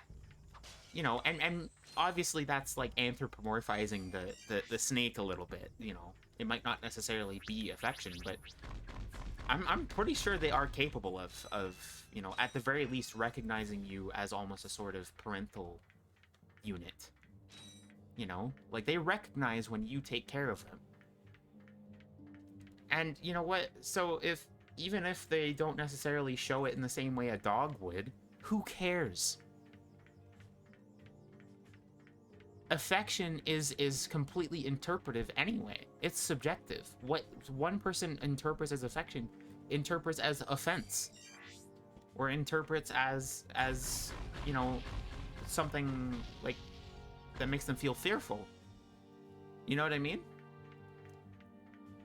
So it's like, but you're you know, someone who is averse to being hugged or touched in any way, or like, you know, physical affection, you're not about to be like, oh, kill them. No, you just have to figure out, like, okay, what forms of affection are they prone to showing and are receptive to? And you have to navigate around that. It's the same thing with animals. Sure, a snake isn't gonna be, like, rushing to the door to greet you at the end of a hard day at work, but you come home, you feed your snake, it you know, curls up on your arm and sits on you because you're warm, and has a nice meal and stuff like that, and you feel satisfied knowing that this thing that depends on you is happy, healthy, and safe. I think that's affection enough, but people just get all fucking weird about it and are like, oh, you should kill it. I think they should all be killed. Like, no. Fuck you. Like, you're just an asshole. What if, and again, what if I said that about dogs? I would be ostracized. Hey, you giving me these or not? They are magnetic. I appear to be stuck to them. Oh. So it's like, What do you have in there? every single time. Metal filings. Dust. You know what I mean. What is it? I will show Like, you this, every but you must single pass time the somebody info says that somehow about or an another. animal, Is it something about Quark? say, literally, you can bring up pretty much every time, without fail, what if I said that about your dog? And they'll have no answer. They'll have no answer, they'll be like, oh, that's different. How? Why? Why is it different? And the answer always comes down to, they lack understanding of that particular animal, or they're irrationally afraid of it. And so often that ignorance, that fear, they externalize that as hatred. I mean, that's how it happens from how people treat people too. Ow. What? Hi, Howard. Perhaps the extra oxygen will help your brain to function properly. Yeah, and maybe the salt water will rust your mouth shut.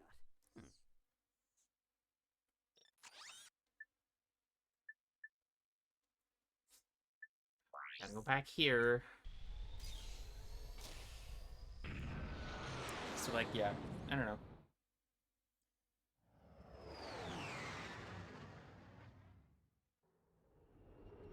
Basically, long story short, taking care of animals is rewarding. Shitty, working for shitty bosses to earn them money is not. Because Because no other animals lack understanding, right? Yeah. And like, that's the thing too. When these animals aren't capable of defending themselves or expressing themselves, you kind of have to do it for them. You know? And it's like, if nobody else will, someone has to. That's a real beauty. So it's like you know, I do feel like a strong sense Oh, that's a nice one.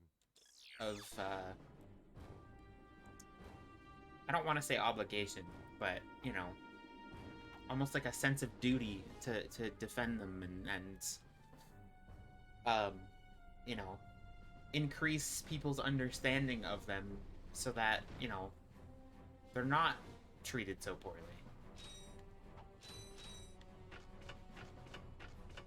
I think Raven is talking about cats, yeah. Well, cats and just other misunderstood animals.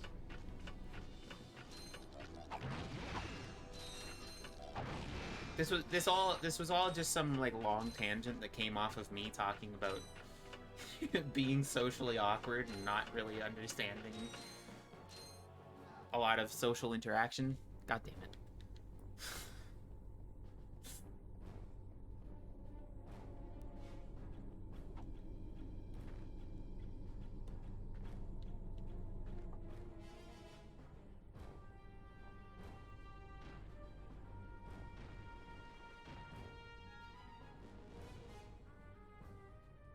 Yeah, I don't know. I just think it's funny how, like, anytime, literally, anytime I hear somebody talk about cats or snakes or, you know, non-dog pets in that way, I always love being, repeating it back to them, but in the context of their dog, and then just watching their reaction.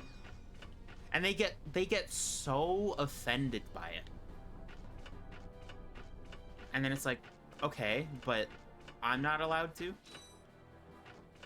Like, I'm just supposed to sit there and accept you talking about my cat like he should, you know, be thrown in a river and drowned or killed or, like...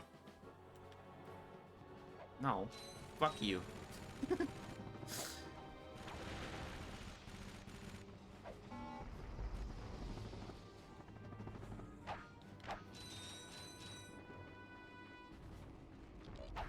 It's strange. I've never heard people say kill birds or reptiles or cats. And they're just not online. No, I'm talking about people in real life. I've met people like this.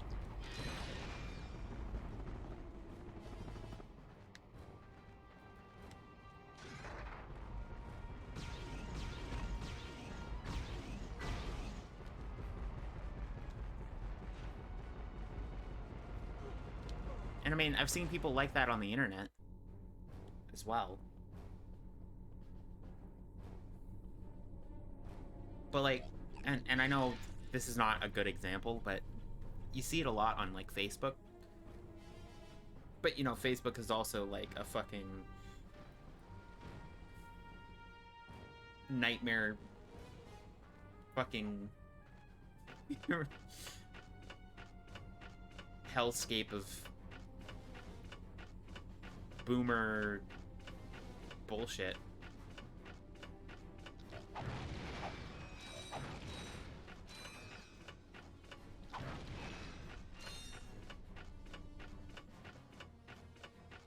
Cause like pretty much the only reason I use Facebook to begin with is because I'm in groups that share like pictures of cats that people foster.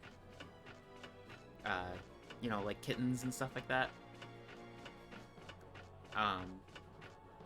And you know, other animals and stuff like that, like tiny snakes and spiders and things like that. And, you know, some of my friends own snakes and take care of spiders as well. And I've seen, like, even their own family members saying things like that. Like, oh, kill it. Kill it with fire. That's usually the big one for, like, spiders and snakes. Is they always say, oh, kill it with fire, and shit like that. And it's like, why would you say that? Hey, I know you two. Look, the plumber's back. Very funny. What are you doing here, sir? And then they'll always have some justification like, oh, they're pests. No, they're fucking not. You better hurry up. Spiders take care of pests. Cats. Cats are pests when they are outside. Pretty good shot. Like, I could lose my job. Oh, come on. What's the sense of keeping up a turret if nobody's gonna use it? Besides, the blog chased you off the last planet. Why don't we pay him back? Well, all right, go on if you want. Just don't break anything.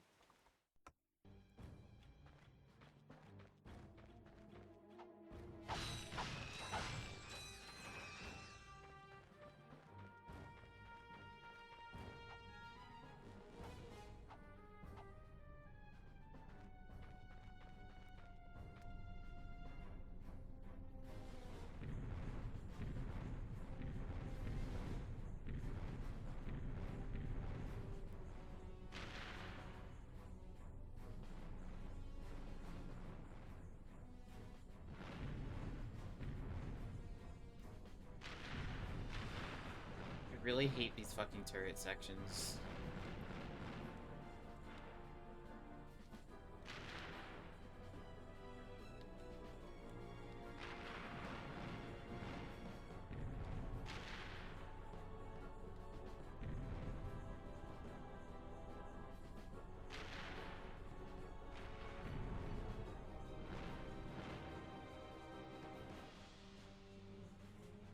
Well, look who's awake. You're lucky I was here to drag your unconscious keister out of that turret. Good news is, I got the cannon fixed again.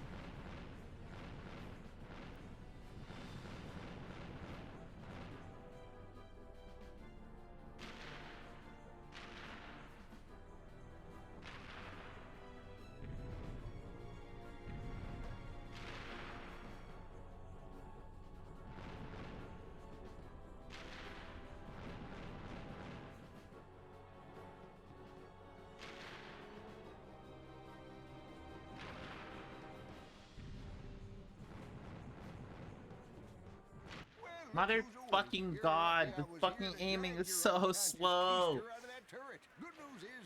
You know, I remember the first game didn't age amazing, but this may be worse than I remembered. I don't know, I think, like, I rag on this game a lot, because I think that it's kind of, it's just, I just feel like overall it's the weakest title in the original series. But I have to also acknowledge, you know, it's the first in the series. It's not going to be perfect. It's just, there's so much that's so clunky, like needlessly clunky and slow. But they definitely improved it in the other games, so I think they definitely learned from it.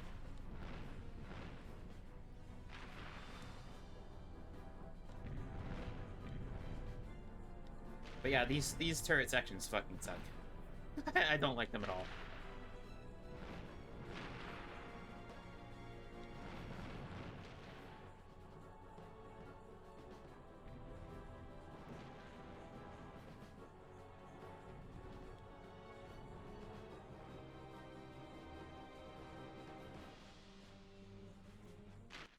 Who's awake? You're lucky I was here to drag your unconscious keister out of that turret. Good news is, I got the cannon fixed again.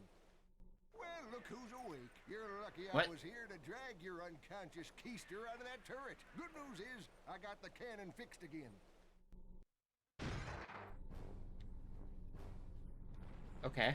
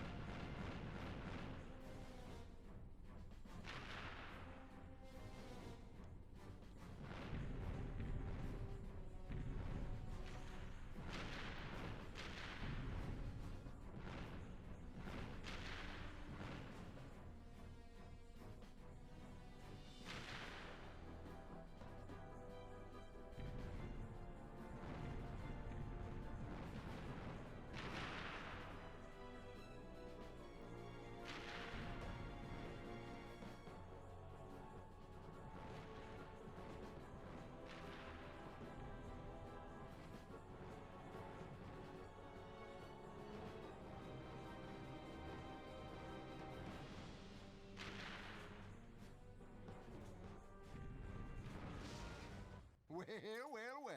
Ugh, Looks like he's thank good for God. something after all. Here, take this. What is it? It detects It's worthless. underground bolts. My grandfather designed it to suck up loose change on any planet in the galaxy. What a cheap old man he was. Well, see you around sometime. Since you now own the metal detector, a bolt icon will show up on screen whenever you are near a buried stash of bolts. When equipped, the metal detector will give you signals to indicate your proximity to the buried bolts. The detector plate will always indicate the direction to the bolts. Hold down the circle button to activate the device. As you move closer to the bolts, the rings will become redder and the beeping will become faster. Continue holding down the circle button, and once you are directly over the bolts, the metal detector will suck them out of the ground. Did you know you can place any gadget or weapon? Yes, I did know that. Literally everything you tell me, game, I've already known. Hey, did you know that you can do this thing that you've been doing the entire game? We just figured we should tell you. Shut up!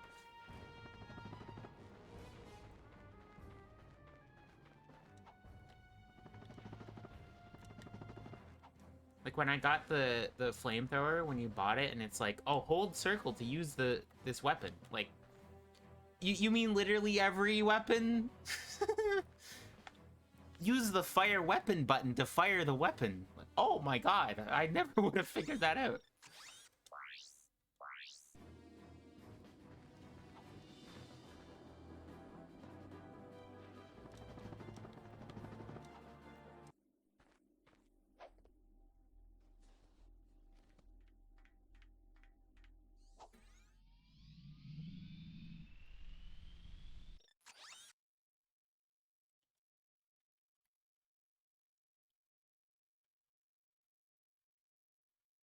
Okay, so I asked Chan how she would feel if I had to eat her to survive, and she responds with "Can't believe you like 4."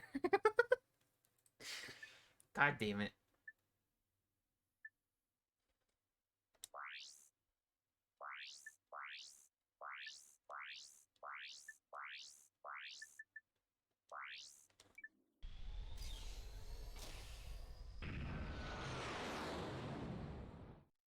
Is that a no? I don't. Are you saying?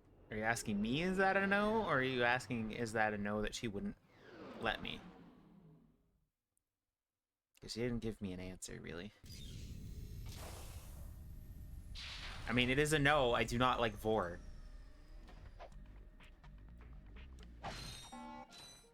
As much as I joke about it. I got some.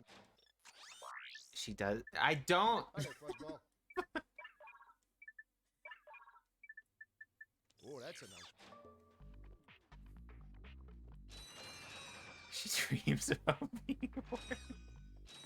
That is a lie. Don't try. Do not. Actually, don't.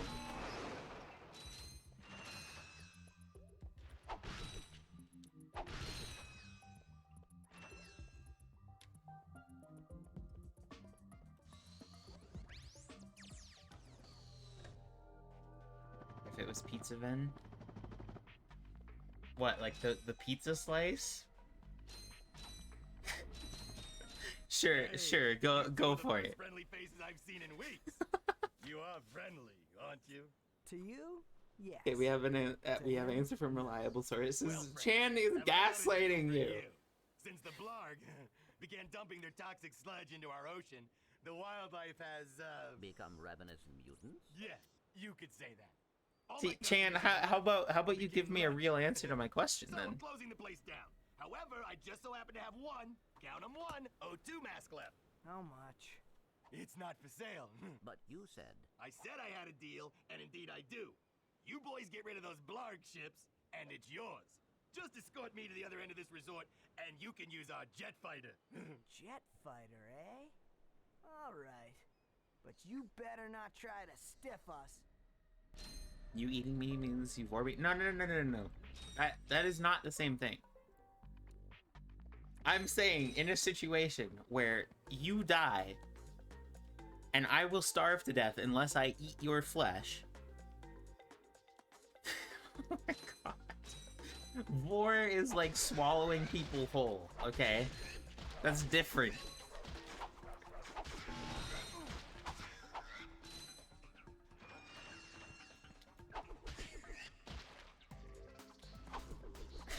She's in denial.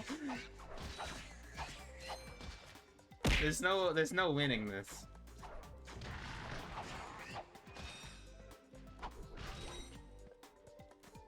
Sorry, I can't hear you over me. Must draw some curse shit. Wow.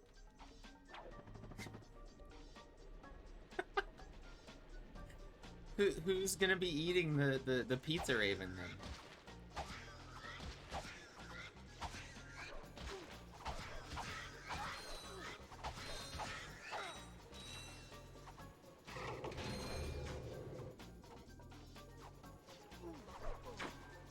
Just normal raven eating pizza raven? I am? Oh hell yeah.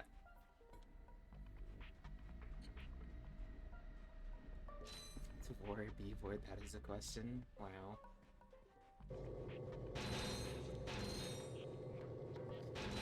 Yeah. Classic Shakespeare. Always going on about Vor.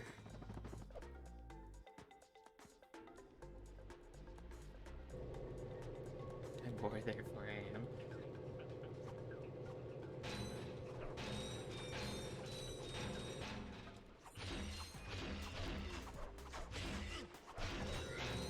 See, and this is what I'm talking about. I am not the one that made this about Vor. Okay. You guys just think you're so funny.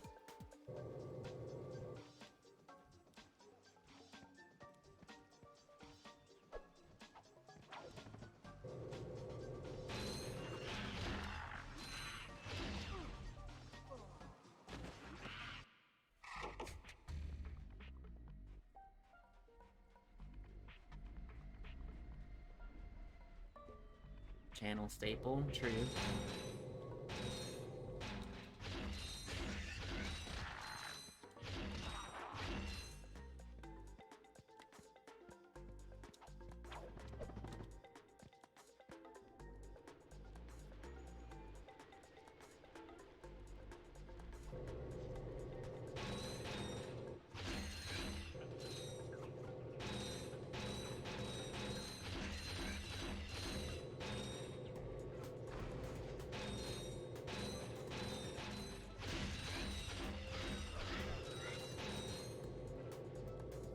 I hate this fucking level, dude.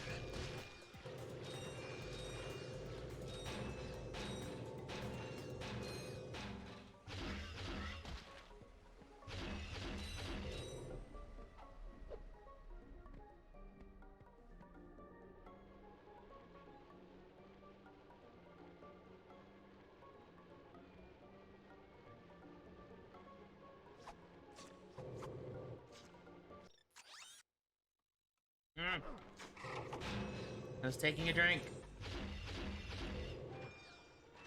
Stupid fish.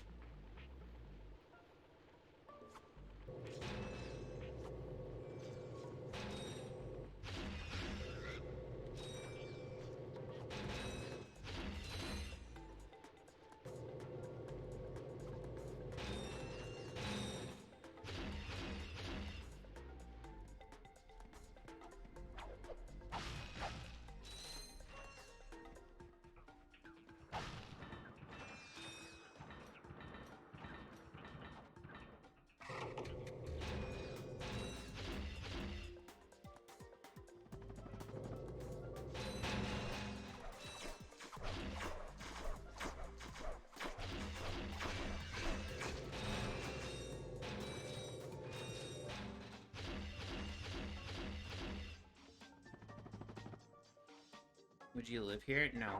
I hate the ocean.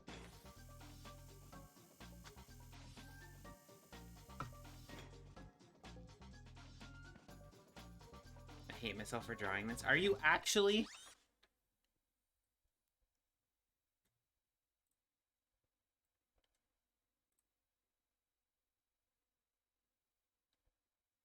Actually worse than diaper and bubblegum art? What? No bikini raven? I mean, we can have bikini ravens, just I don't like the beach. I don't. Oh my god.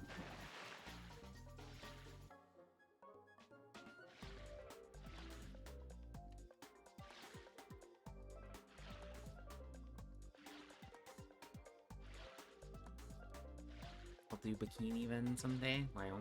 I mean, there's the goat raven. There's a bikini goat raven. No, there's swimsuit, a few swimsuit raven art that other people have done. One by a couple by Uni.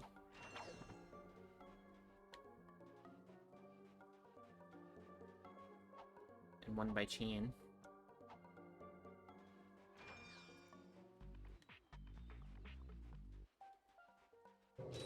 So it exists.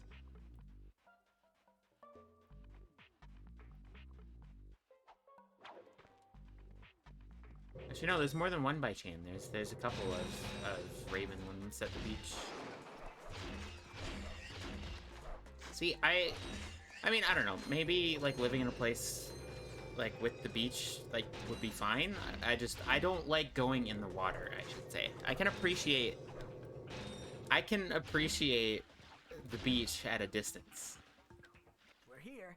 Now where's that fight? Nick has told me to incorporate Right there in feet that in this locked drawing. garage. I'm sorry. One tourist crashes a jet and wham! Lawsuit. That lock Why? is unlike any I have seen. Very astute observation, Mr. Shiny. I can't open it either. I don't trust the tourist. And the board of directors don't trust me. So we have a little problem.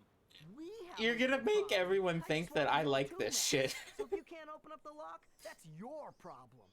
Now cough up the mask. Well, I can see that you really wanted to No, fly I out, didn't. Jack. Is your So name I'll Nick? tell you what. Go talk to Bob at his Robo Shack. He knows about these locks.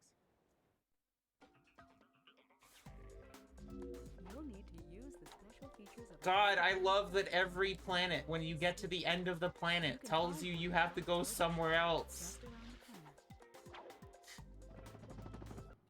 Well, what a week. Well, at off least you here. can just get it right here. Watch it. I recognize that work. Y'all been to Seattle, ain't you? Yeah, he installed the helipad. I can see that. I taught that idiot brother of mine everything he knows. Look, if you want some real hardware, I can fix this little feller up with a thruster pack. Ooh. Will it help us get past that weird lock by the fighter garage? Ah, you know about those gizmos, huh? Well, it sure as heck will. It's got a real special power slam move built right in. It's a good thing I need this to get to that jet, or you'd be out of luck, pal. I've got it. I'll have you fixed up faster than a horny toad a hopping. Well, there you are, little buddy.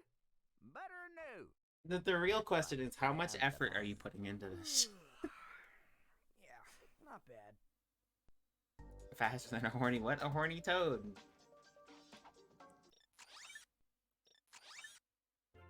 No, no, fuck off. Okay, how do I do this again? There we go.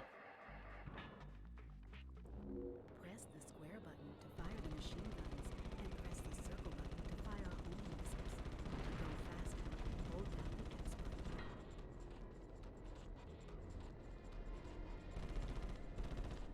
button. What is with Insomniac and making a shitload of redneck sounding characters in their games? I don't know. They do it in, fuck. I just about said Jack and Daxter. Somehow I always think Jack and Daxter is fucking Insomniac.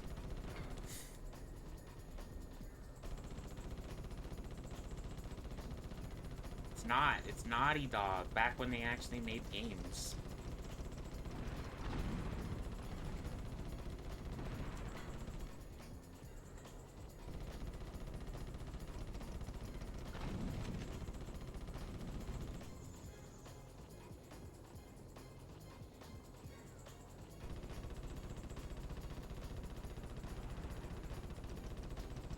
never live in a place like Hawaii where such a tiny speck of land is surrounded by 6,000 miles of ocean. Yeah.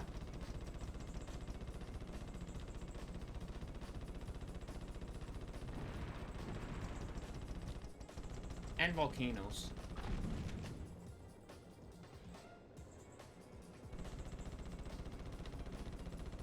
But, you know, mainly the whole thing about, like, being susceptible to hurricanes on all sides is like, maybe not. And volcanoes don't scare me. I mean, they don't scare you while they're dormant. But if you live next to one that erupted, I think you would be.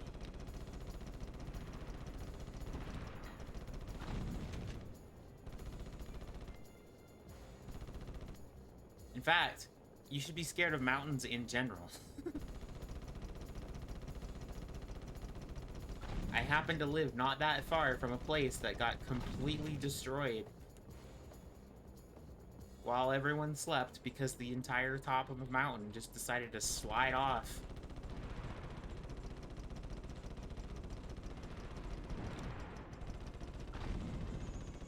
Mountains are not to be fucked with.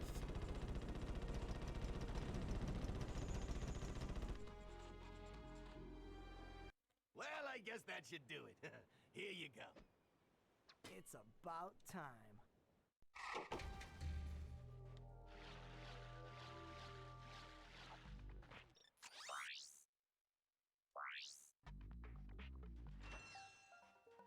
Feel like I live in a super flat Minecraft world with limited trees? Hell yeah.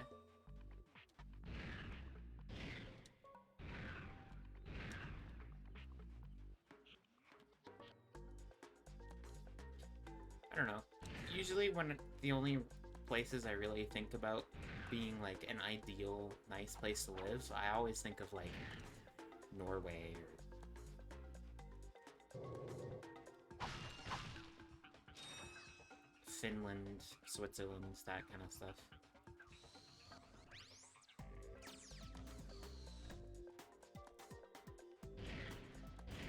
Amsterdam. I want to live in fucking Amsterdam, dude. If I could move there, I would.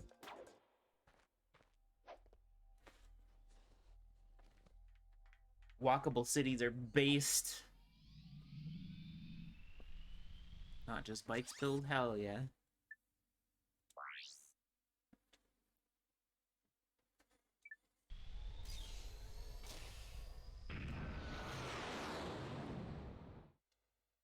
Trains and bikes are the way to go.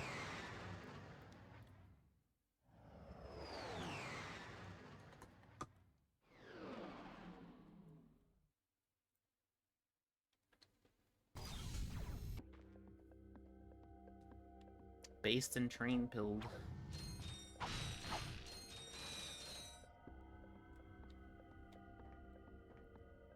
Whoa, my head is spinning? Why? What happened? What did you do?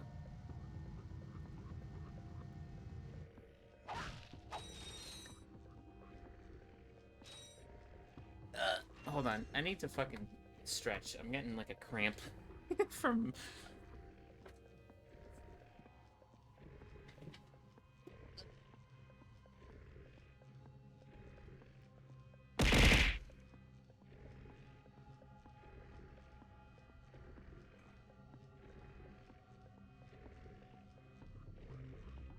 You ever just get like a weird cramp like underneath your rib cage?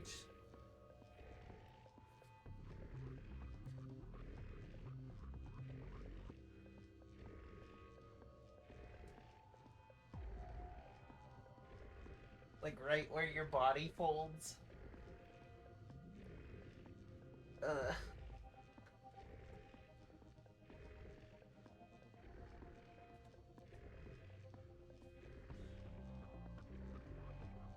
Think about it, I will, so shut up.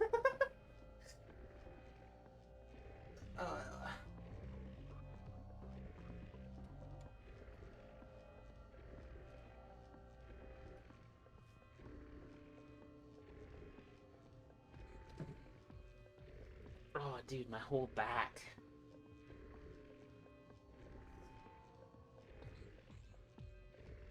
Dude, there's like... I think, like, spasms, like, right underneath my tit. It feels really weird.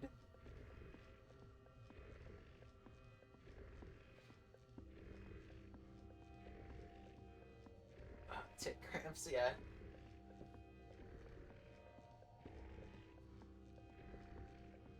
It's the price for having massive milk.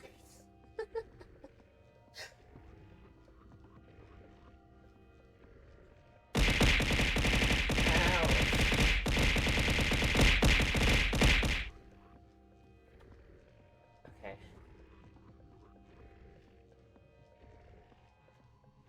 Alright, let's not shrimp.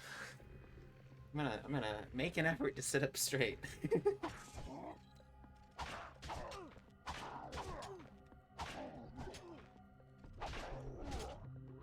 Dude, how much? Oh. I hate how useless the wrench is in later levels. At least the second game gives you like actual damage upgrades for your wrench. I know, I'm sorry, I shouldn't just be complaining constantly, but it's not my fault the second game is better in every conceivable way.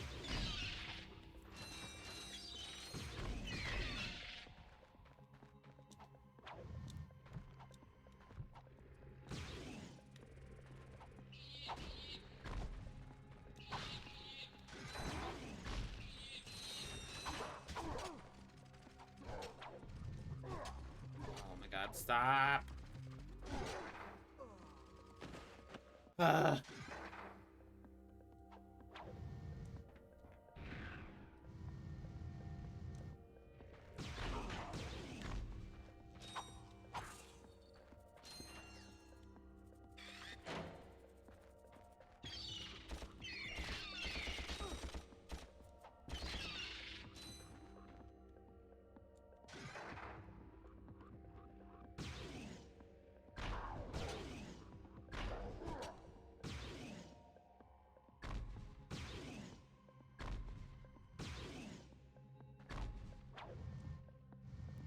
Oh my... Oh yeah, I remembered a little bit ago health upgrades exist in this game, yeah. You don't unlock them until later in this part of the level.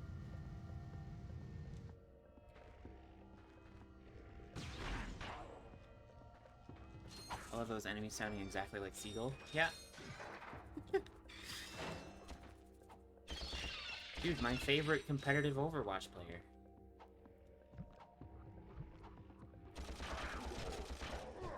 That's a joke. Fuck Overwatch. I mean, I did used to watch Seagull, but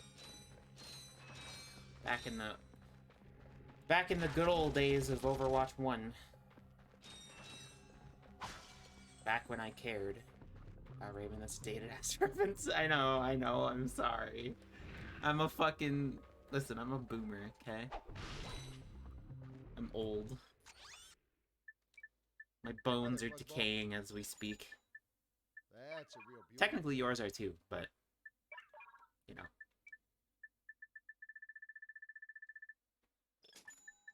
That's a real beauty. But yeah,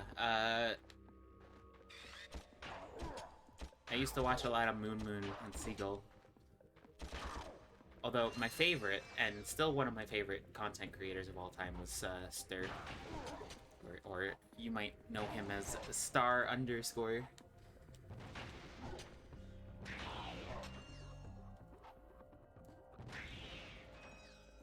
My birthday passes and you get to call me old. When was your birthday? Was it recent? Or is it like coming up? Ah! I almost walked into death. Sunday? Like 2 days ago Sunday, or like this upcoming Sunday?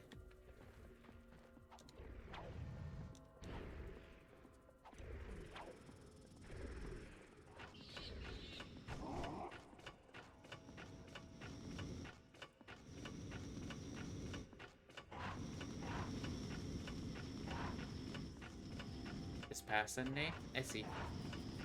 How old are you?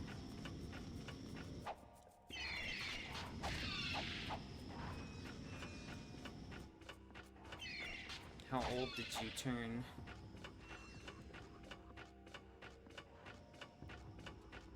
How old are you? I am... I look like the Crypt Keeper in real life.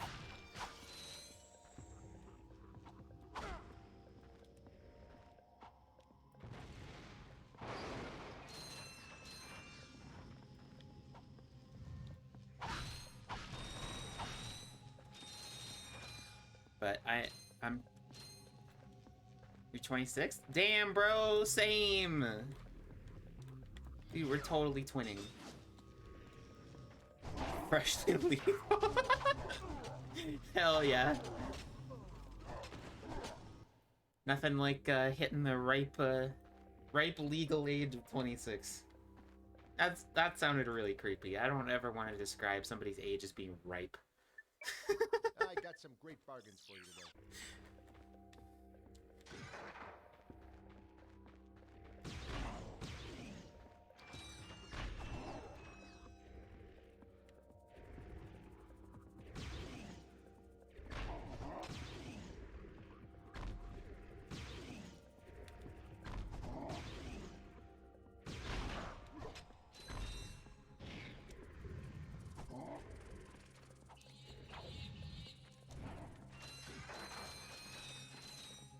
Yeah, I'm gonna be 27 this year. Ugh.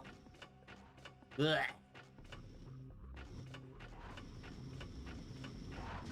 No! God damn it, I hate fucking magnet boots. The gravity boots in 2 are so much better.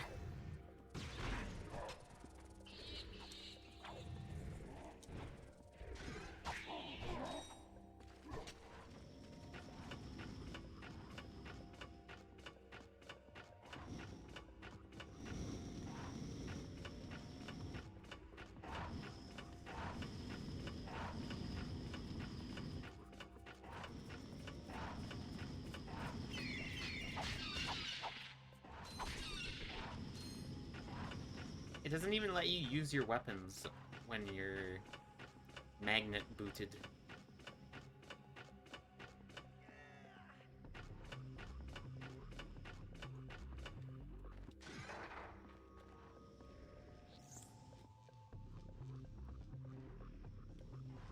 Finally having time for it, hey chat.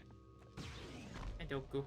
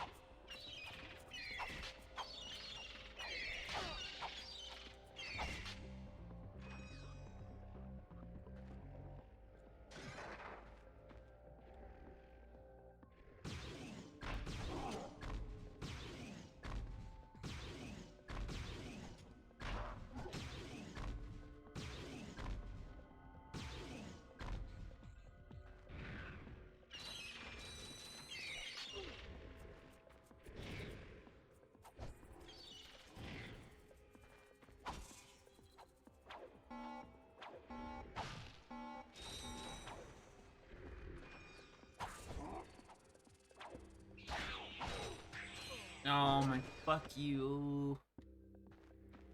Oh, I hate this fucking planet with a passion, bro.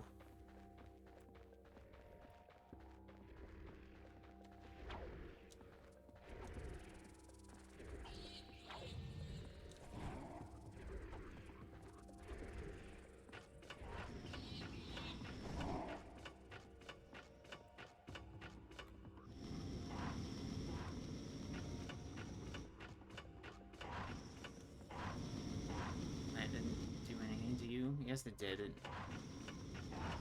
It's full of goo and annoying enemies.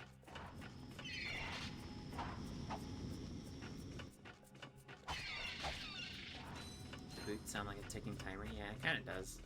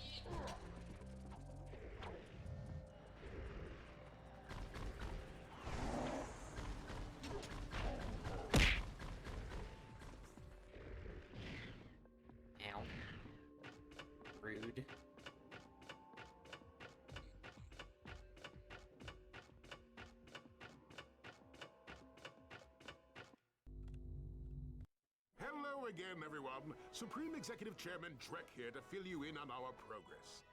We have now Dude, my found the fucking perfect back orbit for really our hurts. planet, one which will allow for the optimum temperature all year round.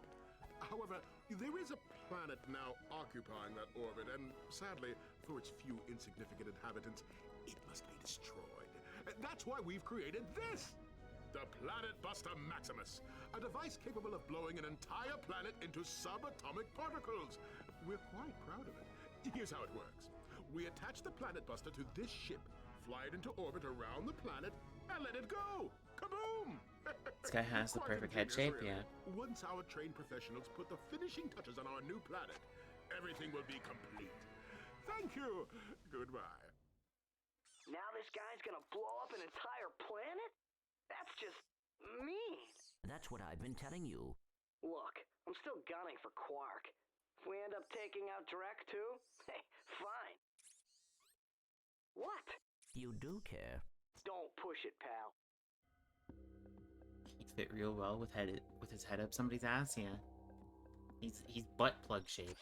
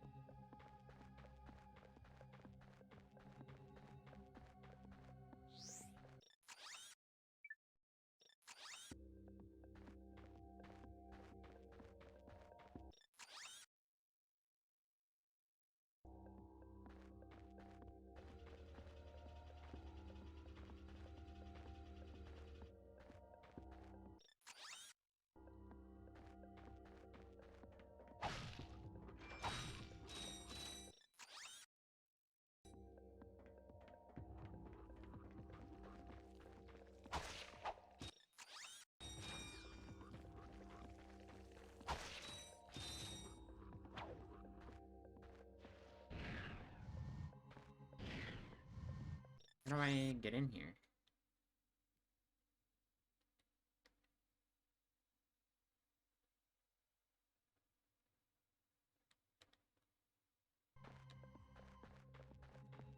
Do I have to actually, like, go all the way around again? Pick up that way?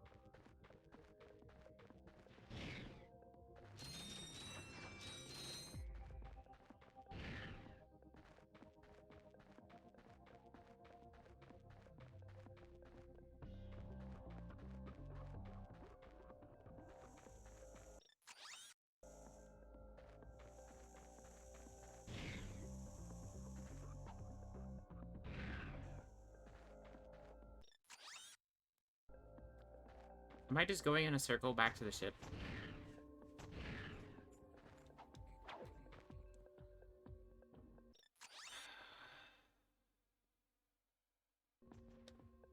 Yes, I am.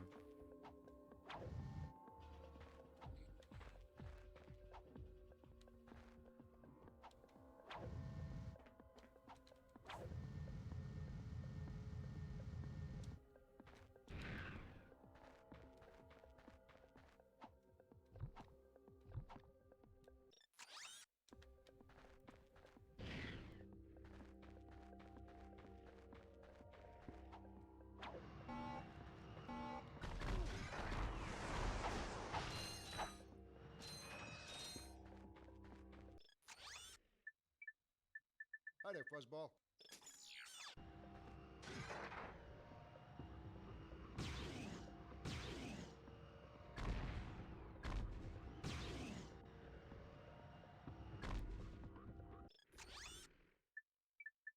I got some great bargains for you today.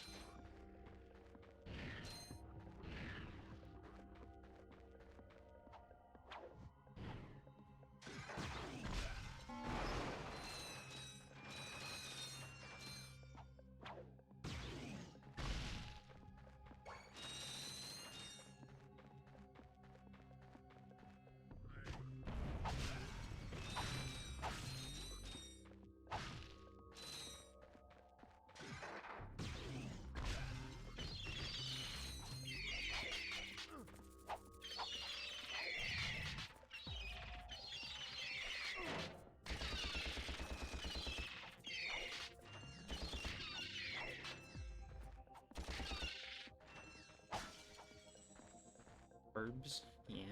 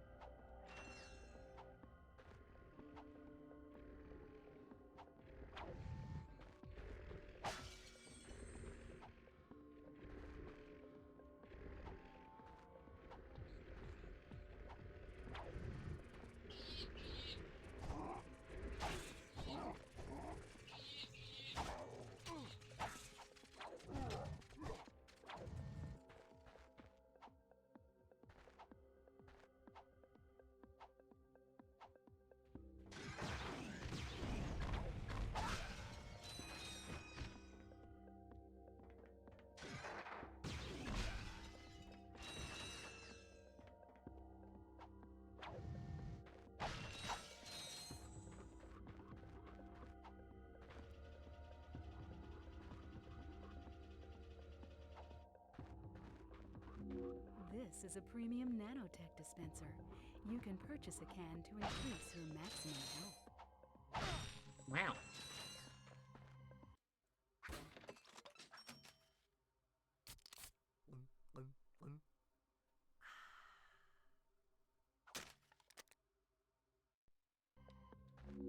This dispenser also carries Ultra Nanotech, the very latest in Gadgetron technology.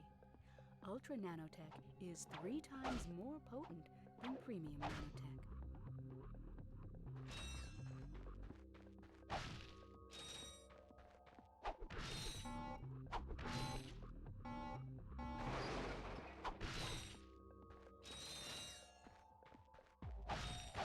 I can take a whole extra hit now.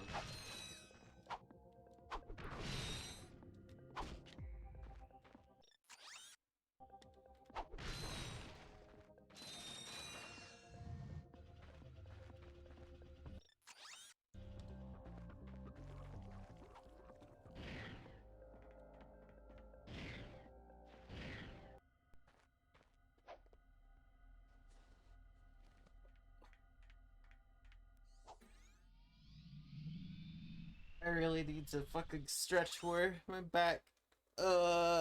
Just gotta get more money to get that 8 HP. Yeah.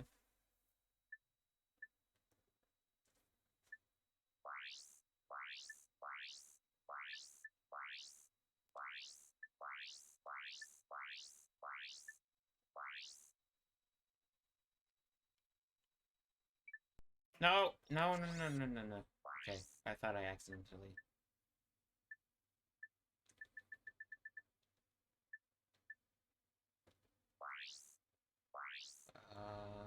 Can I do this sewer thing now? I think I can.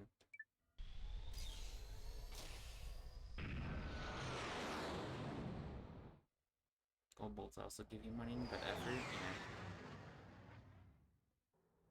I don't think they actually give you like bolts to spend. They just go towards like the weapon upgrades at the end of the game, which are a pain in the ass and aren't worth it.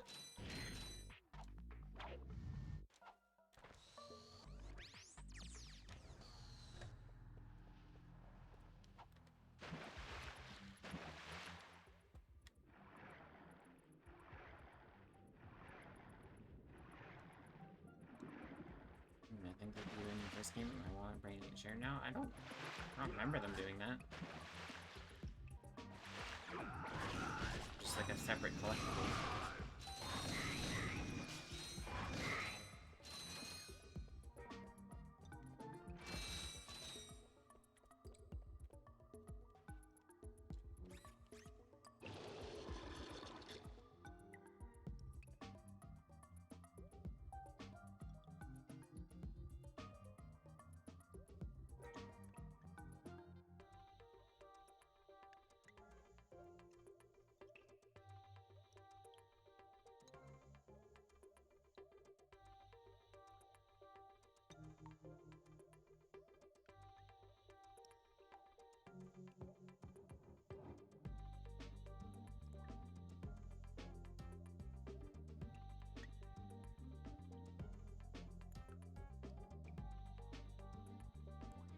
Yeah, no, I don't think so.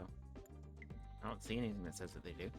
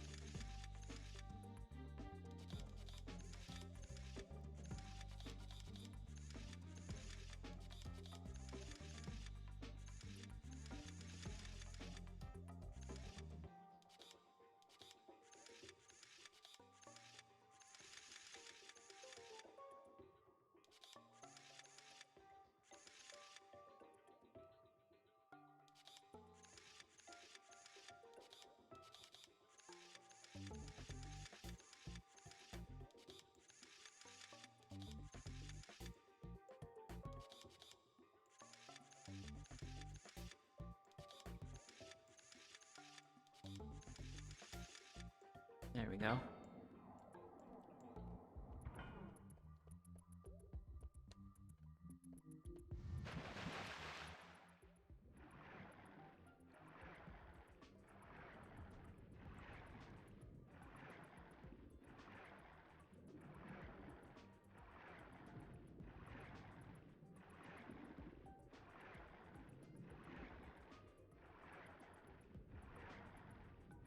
Oh god. Water level? Yeah. They're not so bad.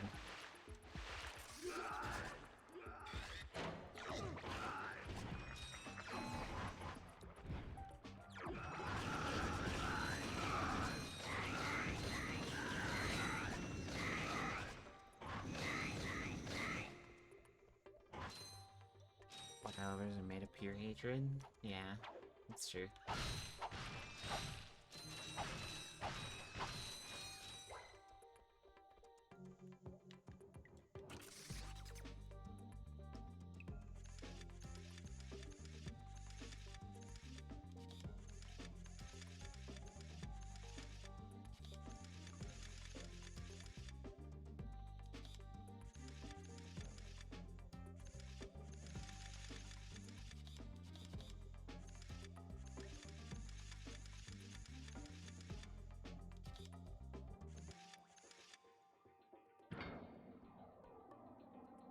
And it's like that more games don't have jetpacks. The poo monsters are made out of pure inspiration. Yeah. We love poo. Hey, what are you doing here? I'm searching for a very elusive and secret substance. Raritanium? Maybe? The oceans on this planet are said to be an excellent source of that element. Well, not anymore. All that toxic dumping has obscured any trace of it. You will find Raritanium for me. No, I will not. Piece of junk. My latest invention, the Persuader. I intended to use it to control minds, but, well, the only thing it's gotten me so far is a discount from Gadgetron vendors. Hey, I could use that. Well, I'll trade it for some Raritanium. I believe planet Hoven is a source of that element. Our long-range sensors do not detect raritanium on this planet. Wowee.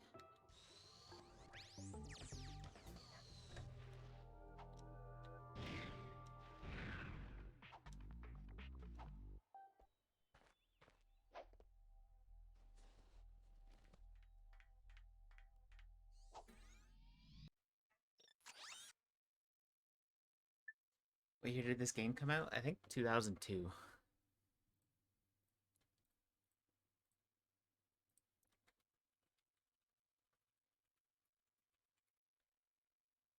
Yeah. November 4th, 2002. And then 2 came out a year later, and so on and so forth. Yeah. It's kind of crazy that they managed to make such a good game in only a year, though. Like, Ratchet 2 and 3 are really, really good games.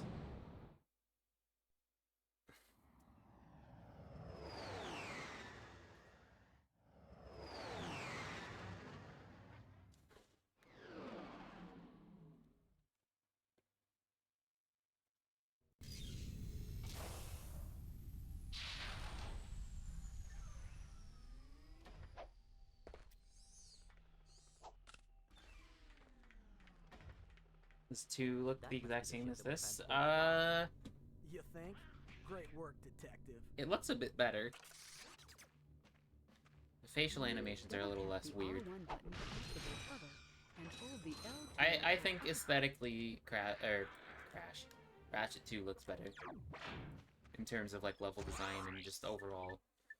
Hi there, Fuzzball. Overall design philosophy, I feel like Ratchet 2 is a much nicer looking game. I think the locales and planets are much cooler.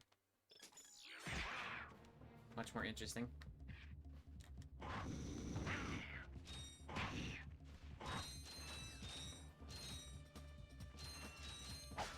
really miss out on a lot of PS2 gems like this. I started Jack and Daxter 1 recently. Really like it as well. Yeah. I mean, hey, no reason you can't play him anymore, right?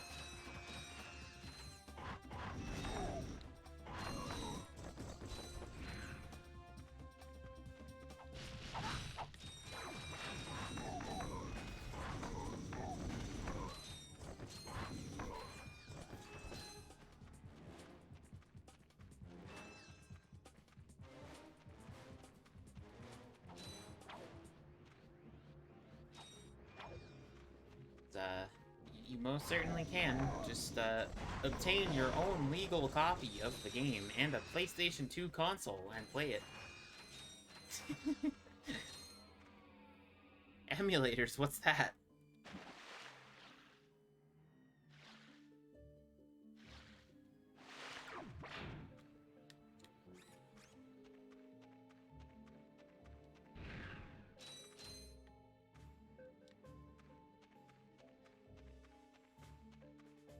Jack and Daxter wasn't the one who had an abrupt change of their second name. Yeah, that Jack and Daxter was the one that turned into an edgy gun dystopia game. I'll pop into my local Blockbuster right now. Hell yeah. For me, it wasn't Blockbuster. I always rented games from the Rogers store. Well, games and movies.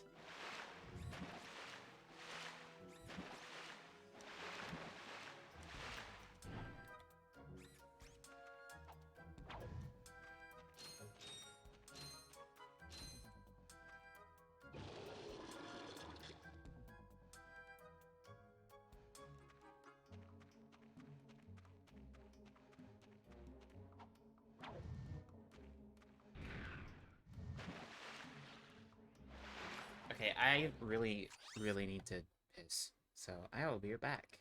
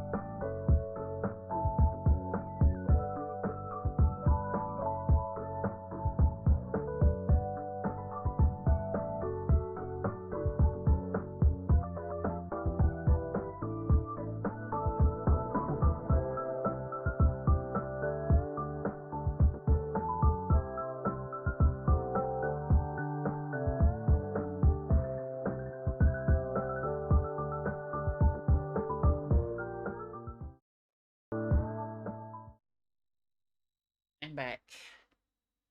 Sorry. Pray for no appearance from the goblin. Well, unfortunately, the goblin struck.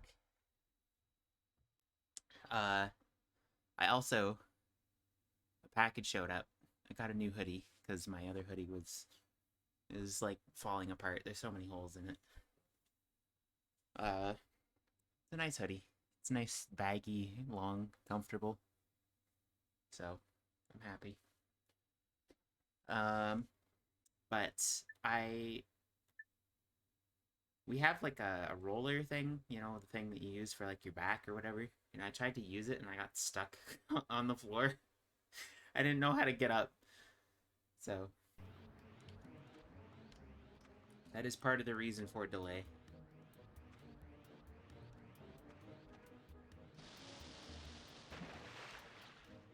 Duende, yeah. Goblin.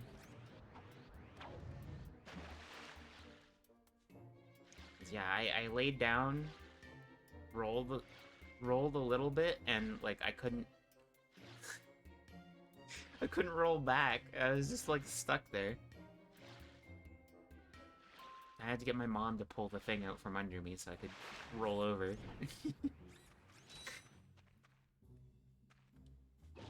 But man, when I laid down on that thing, you should have heard the pop. It was like fucking pouring milk on Rice Krispies, you know?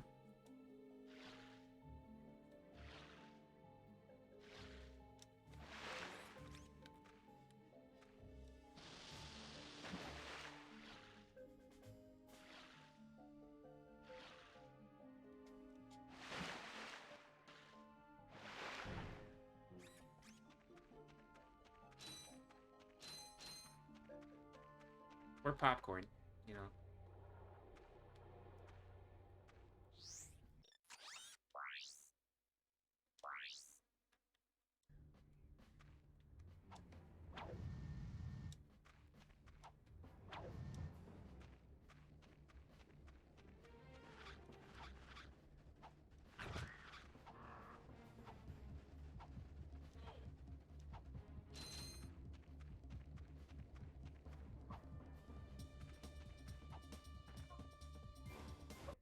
Hey, Bark. buddy, what's shaking?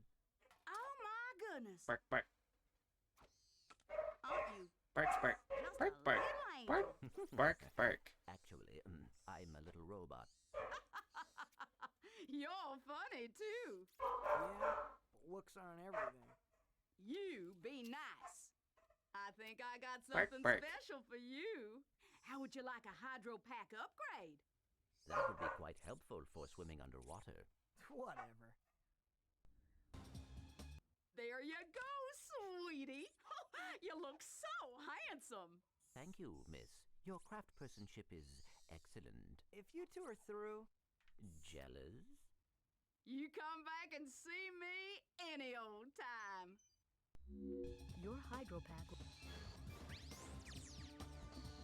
Yes, I know what it does. Because Ratchet 2 is based, and you start with it.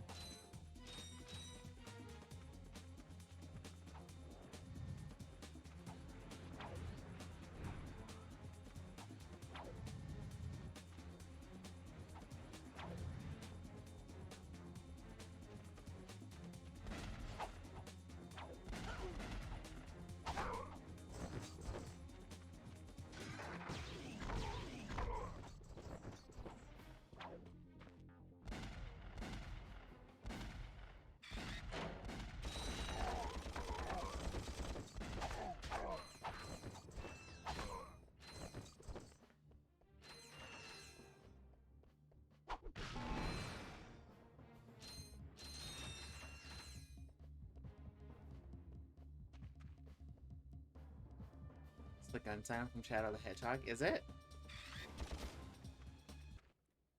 We are too late. The ship is leaving.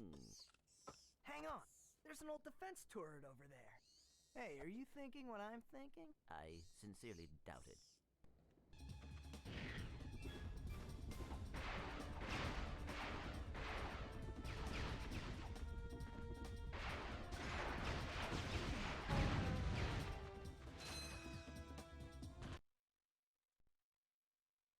Check Discord. Oh god. What have you done?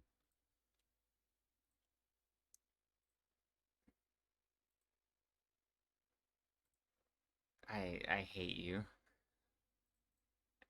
Why would you do this?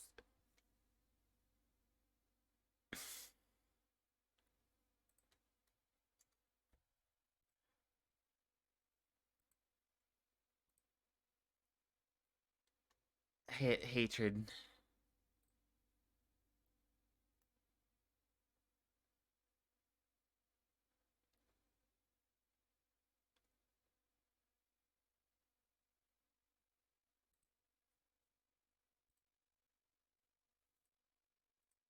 Show the class. Yeah, one sec.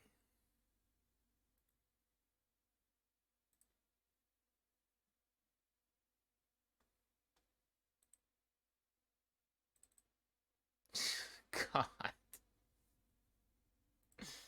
Why? Why?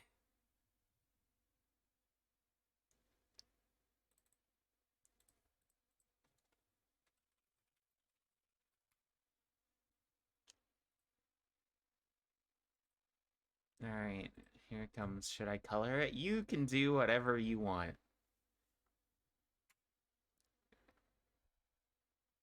It looks super nice.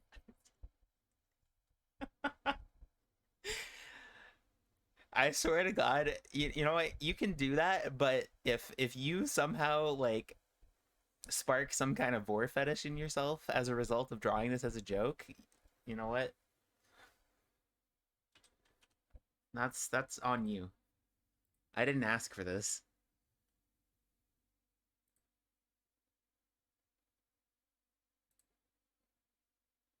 At no point did I ask for this.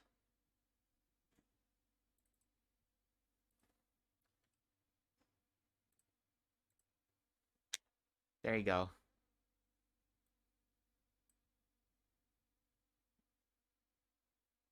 Be glad I didn't give you a big belly. Jesus Christ.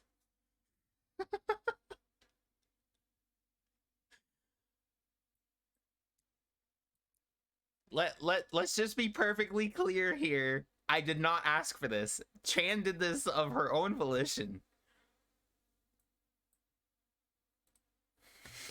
That's all that no. God.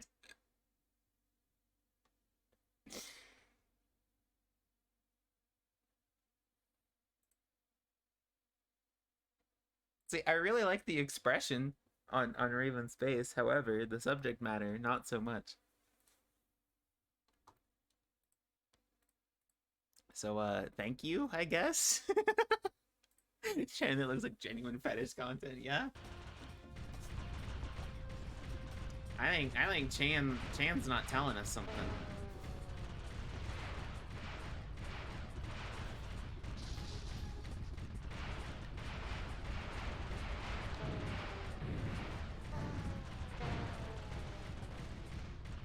I could make so much money from this. Do you want to? Would you debase yourself like that? Alright, I still need to draw the rating. No, stop, stop, stop.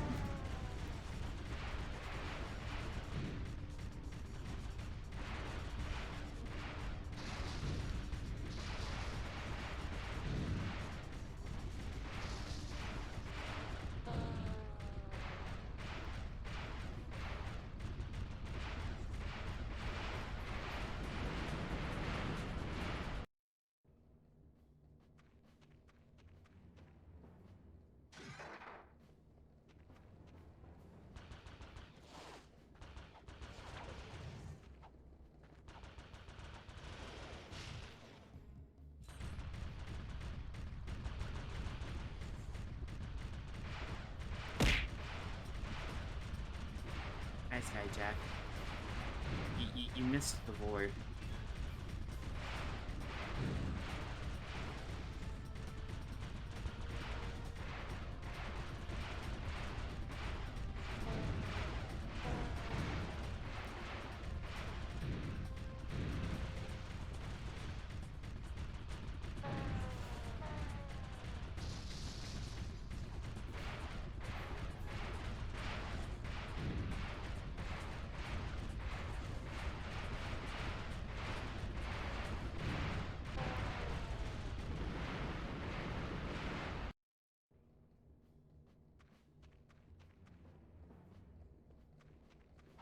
Hey, whoever designed this segment, fuck you. Like, unironically, fuck you.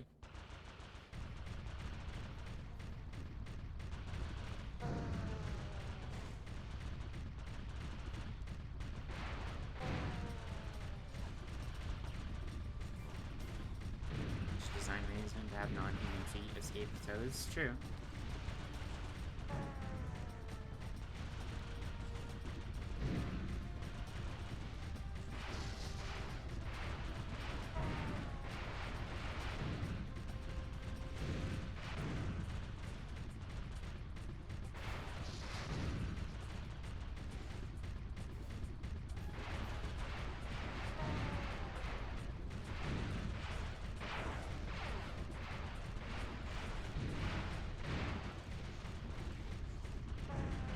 I love unavoidable damage! Yay!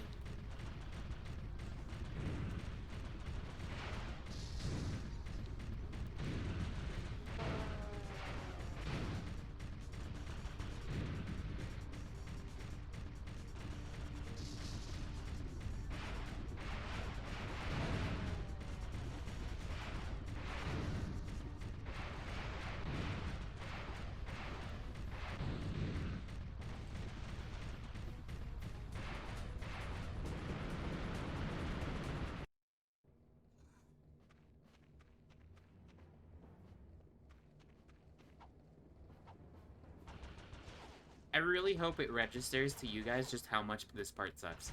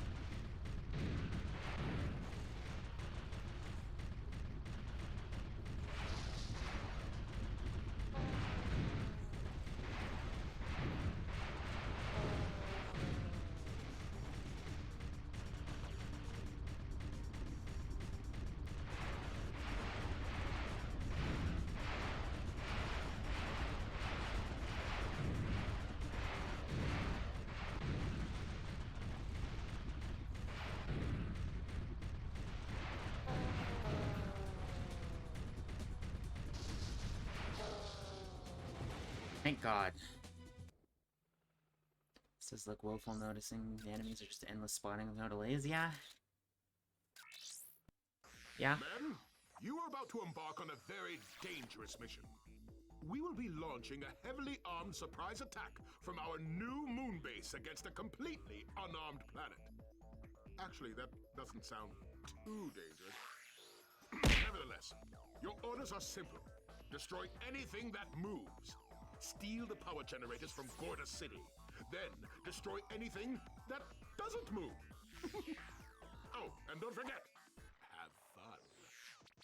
We must get to the moon base and stop Drek. No, we have to get to the moon base and find Drek. Drek is there, Quark is probably with him. But Drek is going to destroy that city. We must get to the base. That's what I said. No, that is what I said. Fine. Fine. Fine.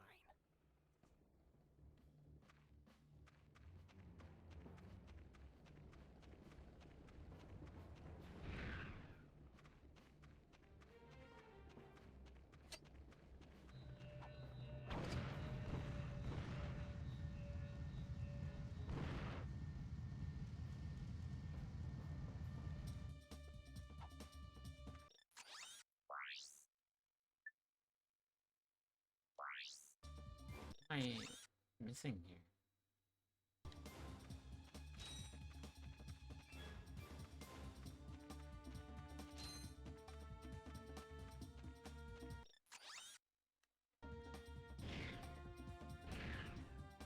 Oh.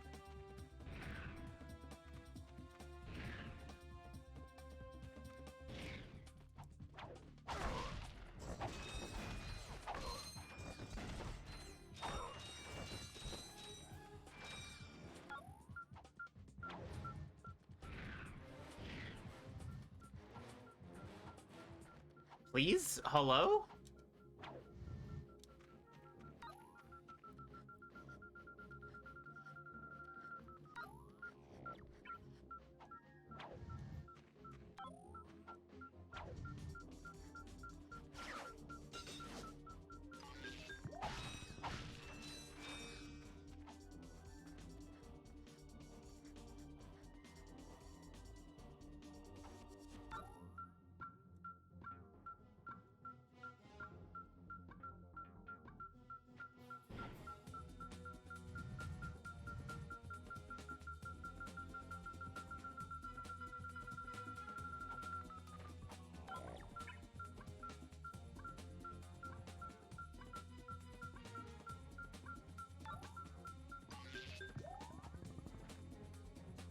Thanks for streaming, Raymond. Okay, see you, Chomp.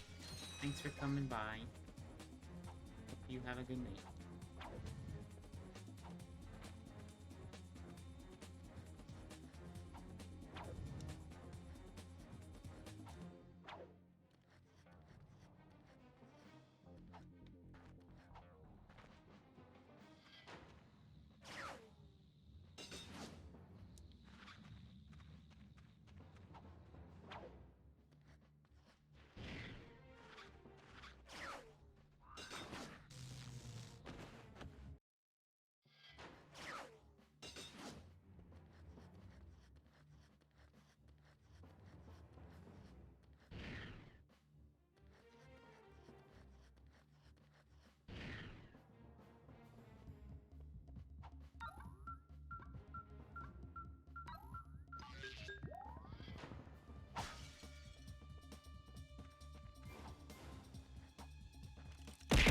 What are you fucking talking about? Oh my god. Hi, Chan. Are you proud of what you've done?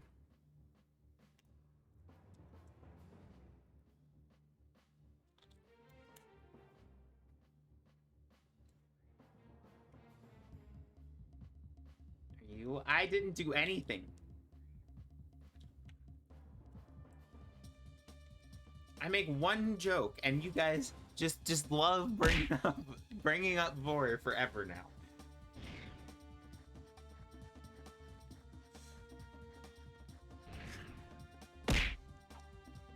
And now everyone's gonna think I'm into this shit.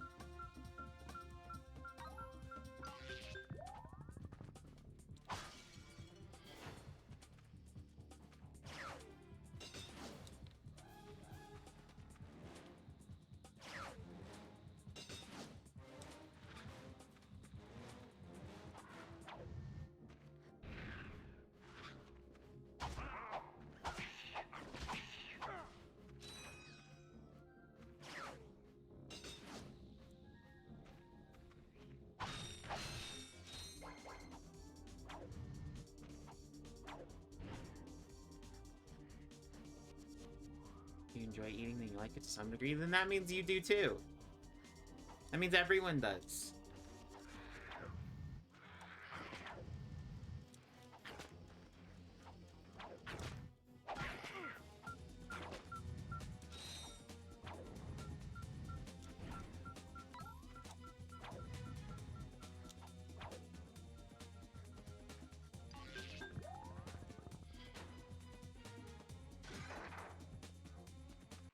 Oh, heck. Is there a problem, sir?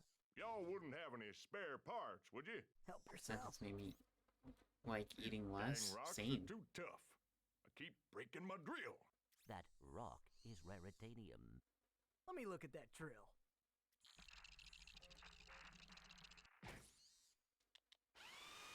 Well, shoot my dog and call me Sally. Thanks, partner. No problem. I suppose I could take that rock off your hands, too. Heck, here you go. Yay.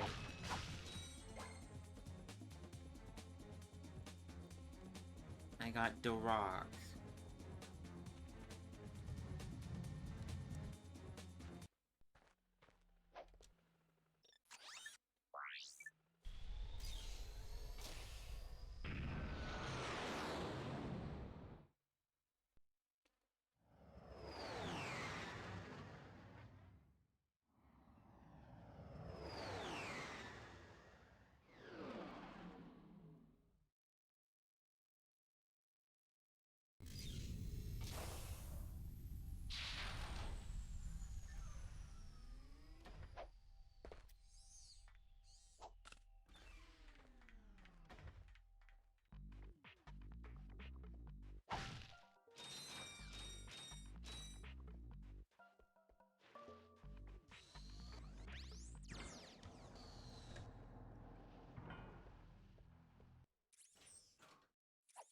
Perfect!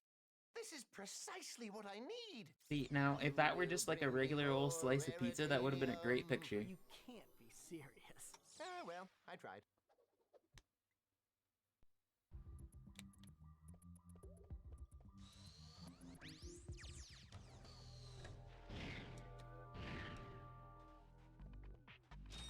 Before, well, according to you, it would be. Hi there, Fuzzball. Oh, that's a nice one.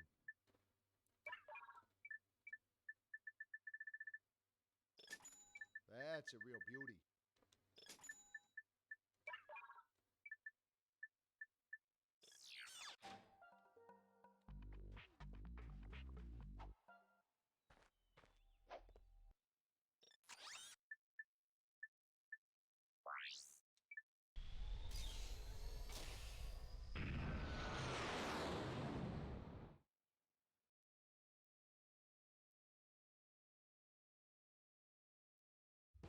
It is time to Hi, welcome to Chili's.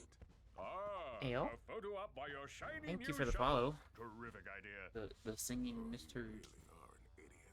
2192. What? You are to take that shuttle to the moon base and ambush those two miscreants when they arrive. Oh, yes. Who are they again? Those two! Oh, of course. There is just one problem. I'm, Too washed up for ground combat? True. That is why I will be loaning you my starfighter. You can still fly, can't you? It's settled then. You will acquire the starfighter once you get to the moon. Screw this up, and the endorsement deal is Do you like Quirk? Yeah. He's a good character. But that would ruin me. You wouldn't. Try me.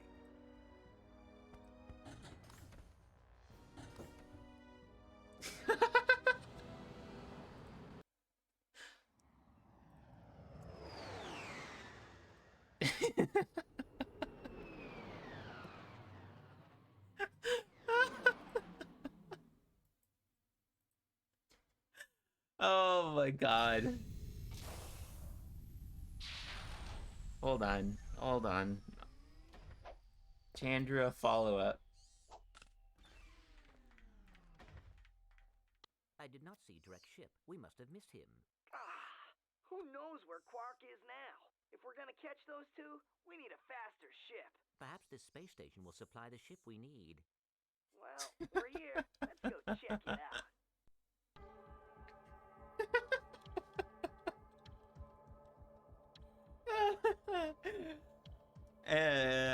That's pretty good.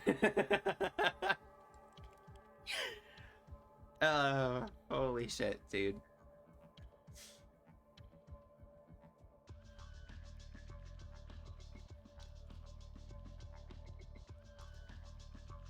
Amazing.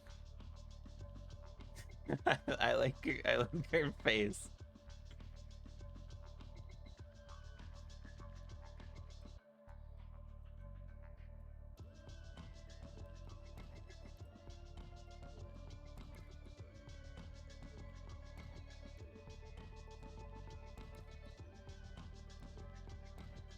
Hell yeah.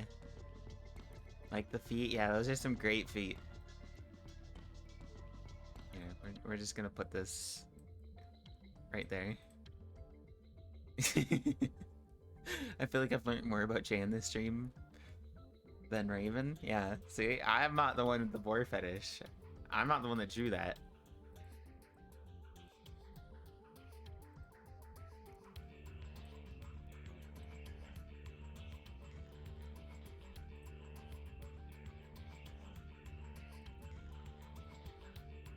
You have vor on your stream now? No, I don't. You literally killed the bee and Bumblebee? No, other way around. I want him to be in me. I got some great bargains for you today. That's a real beauty. Jam cat? Yeah. Hey, Mega. You know there's a way to skip, like, this entire level? It's like a speedrun strat for it.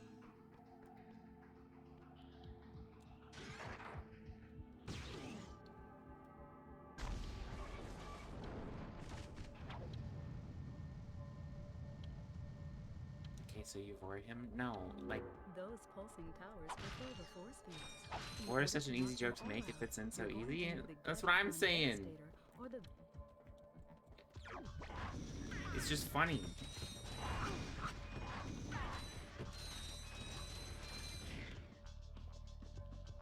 Because it's like, there's so much, like, especially in, like, kids' games and shows and stuff, there's so many, like, shots of, like, a character eating another character that it's like, no wonder so many people have this as a fetish. It's like, fucking conditioning people. Same with, like, the fart sniffing and shit like that. Like, stuff's fucking nasty. Like, you know.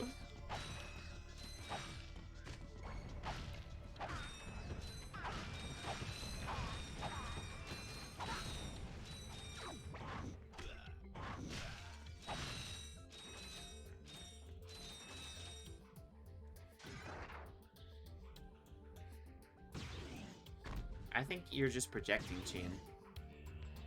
I've never seen someone purposefully sniff a fart in a cartoon. Yeah?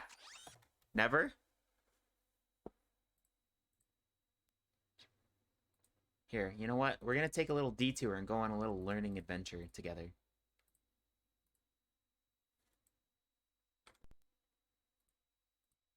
Okay?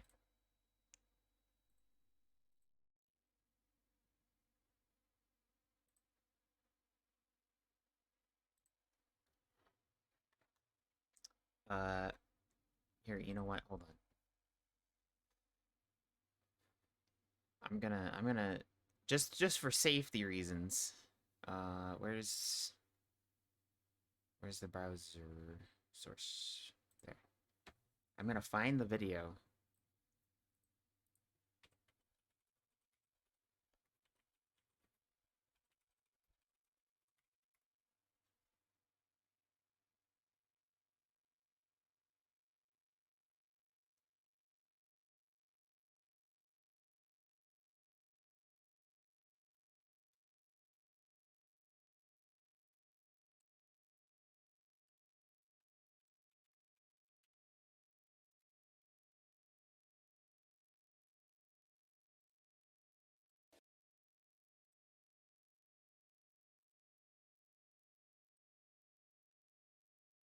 This is in a kids show, by the way.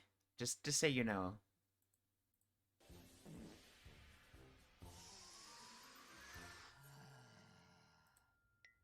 Just some fucking random old guy fairy thing sniffing the farts of children and like moaning.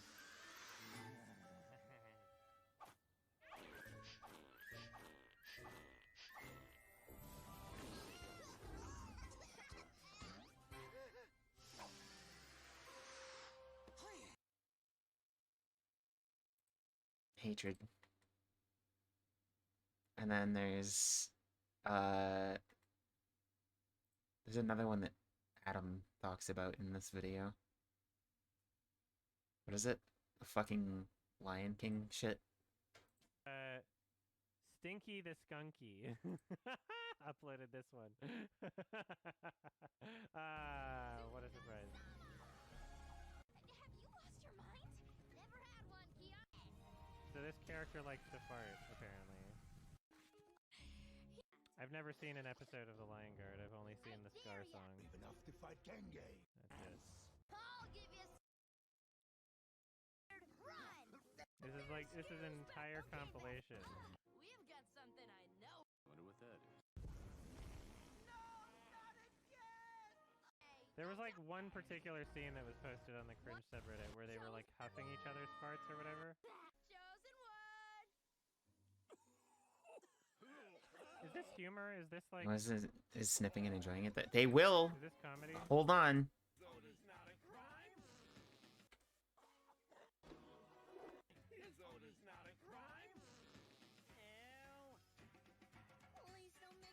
Oh my god. There's They have an entire musical number about enjoying farting. Walk this way. That one was aggressive. That one was aggressive as I skipped past it. That was a very aggressive fart. Where's the one? Shalon, remember me? Makucha! Yeah, this was the one that was posted. Like, why is there so much of this? Plus, guns are supposed to. Why are you justifying it? My turn. Is that all you got? Yeah. Don't do Look! this to Look! children. Don't do this! What are you doing? Okay, so I'm not going to be the one to fact check this, but if somebody else wants to do their own detective work and find out that this episode had the same writer as this other thing we were watching, then that would be like, okay, we're done here, right? This would be That's how they mean. That is not how that works. So if somebody else wants to do that research, because it really, this is right. Other things. Yeah. That's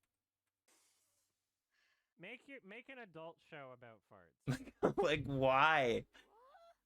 Now, try this.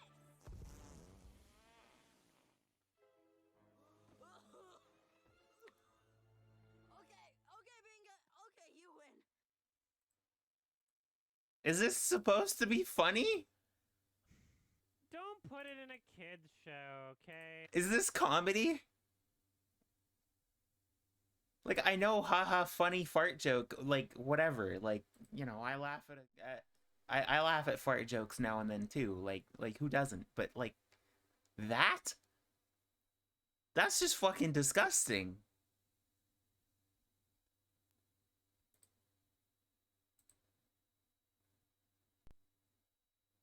Oh god, my fucking recommendations are gonna be so cursed now.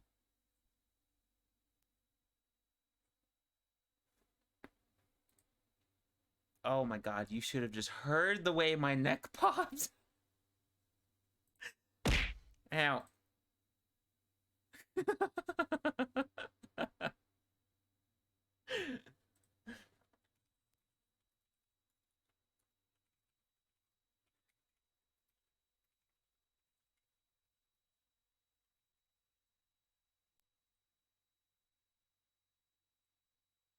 Okay, back to the game. You see what I'm talking about?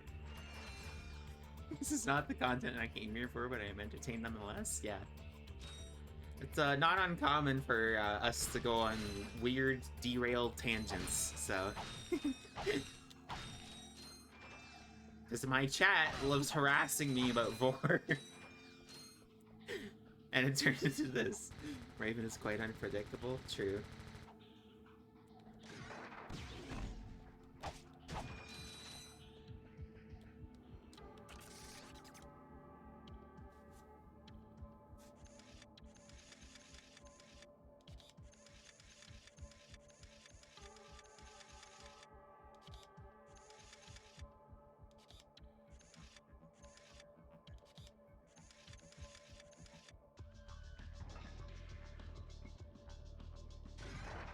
Time to go for now. Enjoy the farting. I mean, gaming. Yeah.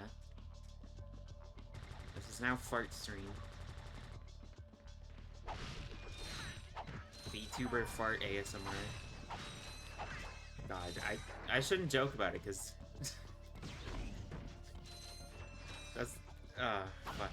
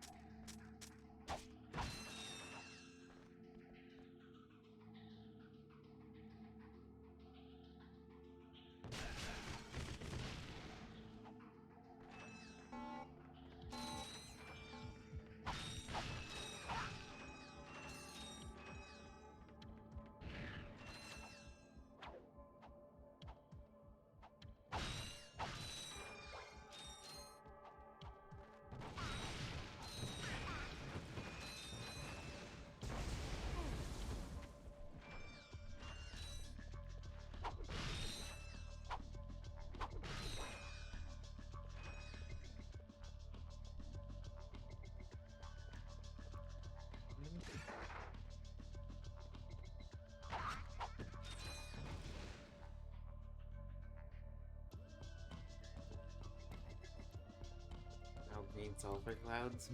Oh, you're... Shut up. Don't start with this.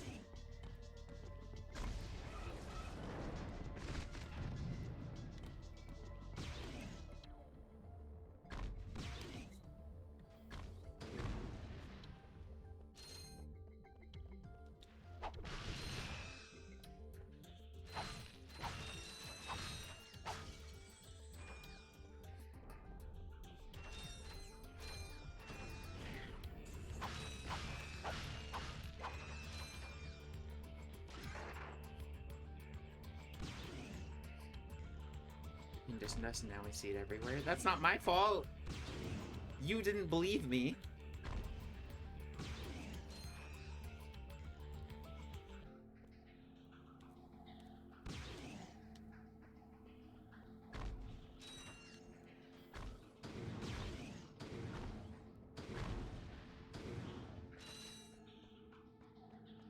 You had just taken my word for it. None of this would have happened.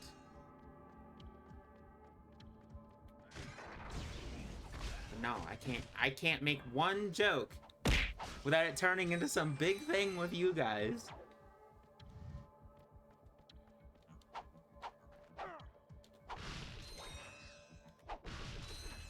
Ad 104. Hell yeah, we love ads.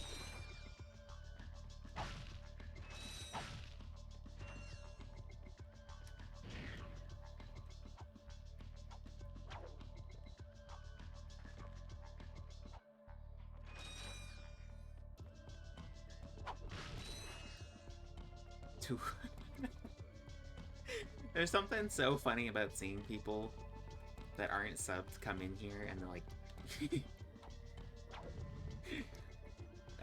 distressing about the ads. And I feel so bad because it's like, I'm off to draw not curse shit now. I will be lurking. Okay, bye Chan. Because like the trade-off for not having pre-roll ads is having to have longer ad breaks throughout the stream. So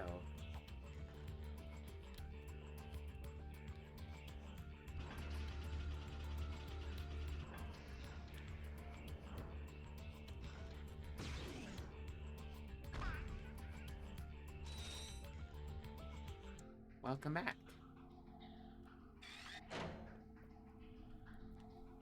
I am I'm sorry for you having to experience the ads, but unfortunately that's the trade-off for no pre-roll.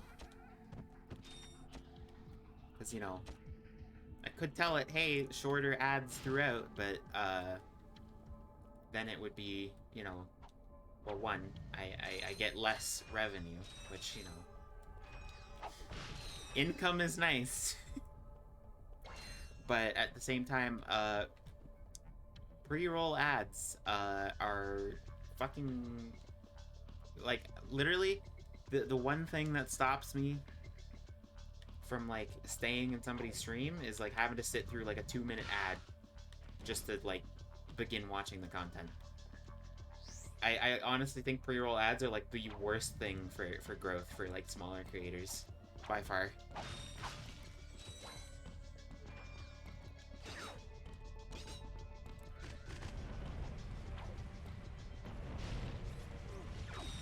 Which is unfortunate.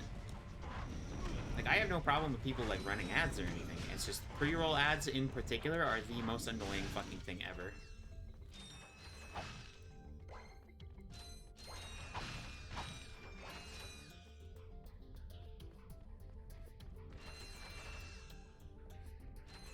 Especially because, like, I have, like, weird issues with ads on Twitch sometimes where, like, they just straight up won't load. And then it'll sit there for, like, minutes at a time, and then won't even let me fucking through. I think ads on Twitch are dumb in general. I mean, rampant advertising is fucking obnoxious no matter where it is, but, I mean, gotta have revenue somehow, right? And, you know, if you're not subbed to your favorite streamer, it is a good way to support them. And there's so many ways to advertise that are less obstructive. I don't know. I think that it's, you know, it could be obnoxious fucking, you know, when you go to like a website that has like articles and stuff, and you go there and you get pop-up ads, and then you have like 100 ads on the side, and then you have 100 ads, you know, throughout the article, and then you have ads that are placed in the article that look like part of the article. I also have it on reasonable authority that the streamer gets fuck all from them. I mean, yeah, you don't get much, but it's better than nothing.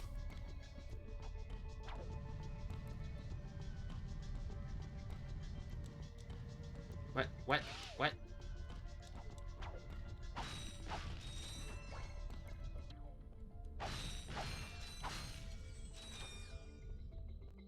Well, you're no stranger to obstructive pop-ups after that previous stream.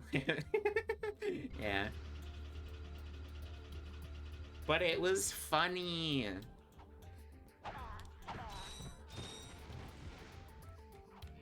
That's all that matters.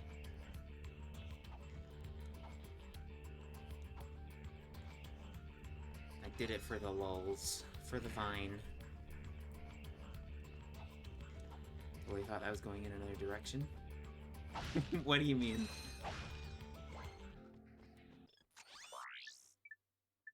Hi there, Fuzzball. Oh, that's a nice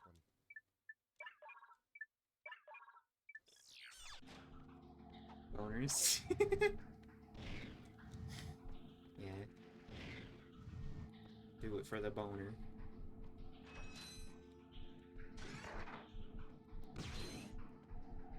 Boner moment? Yeah.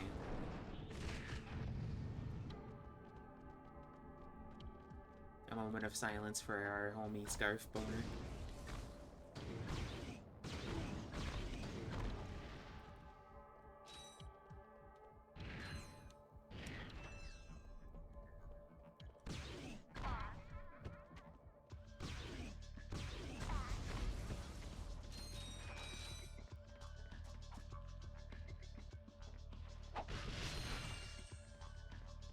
Boys have to put the toilet paper in the freezer beforehand. Uh-huh.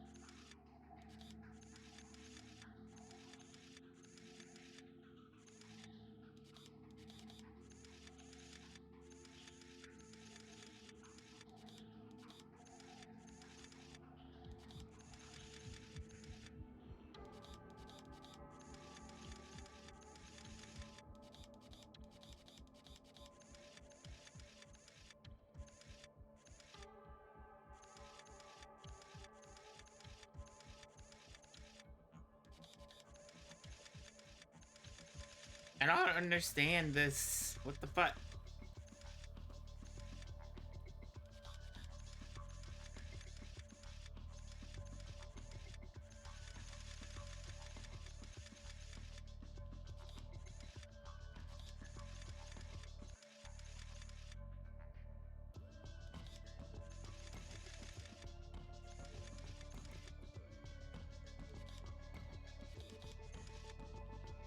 It's like no matter what, something is blocked here.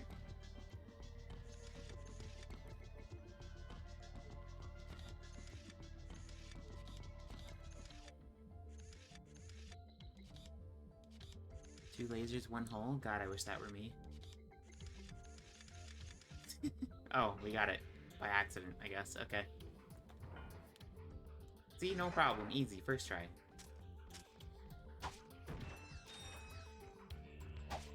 Power of horny? Hell yeah. Horny on main? Always. I will no longer hide my shame.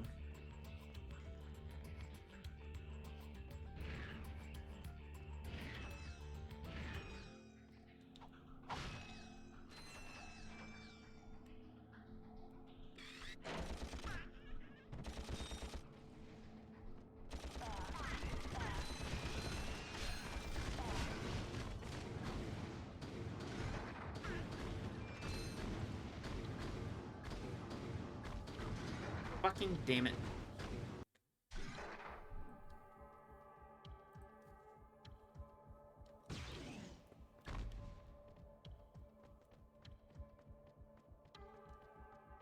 Chan is spreading lies about me in Discord.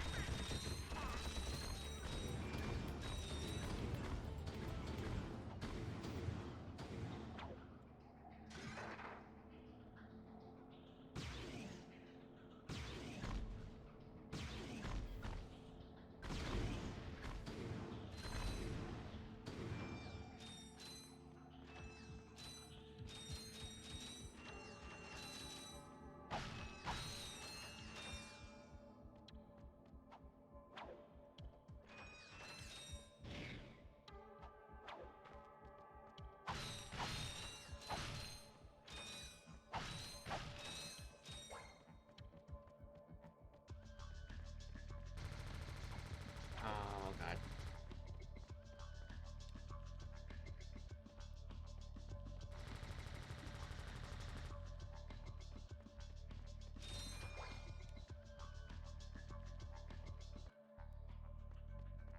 Okay, so what am I supposed to do here?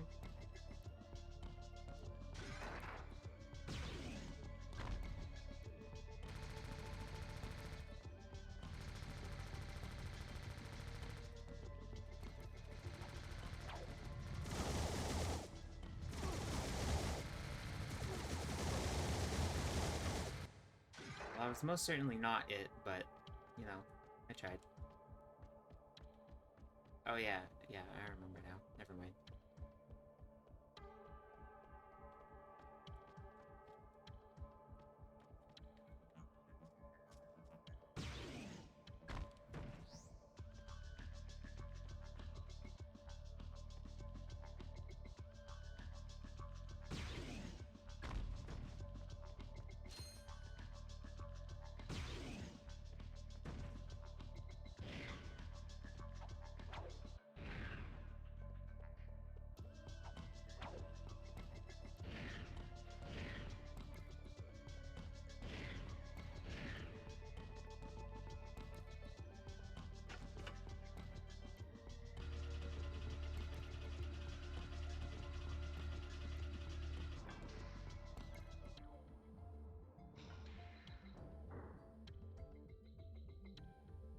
was pinging me.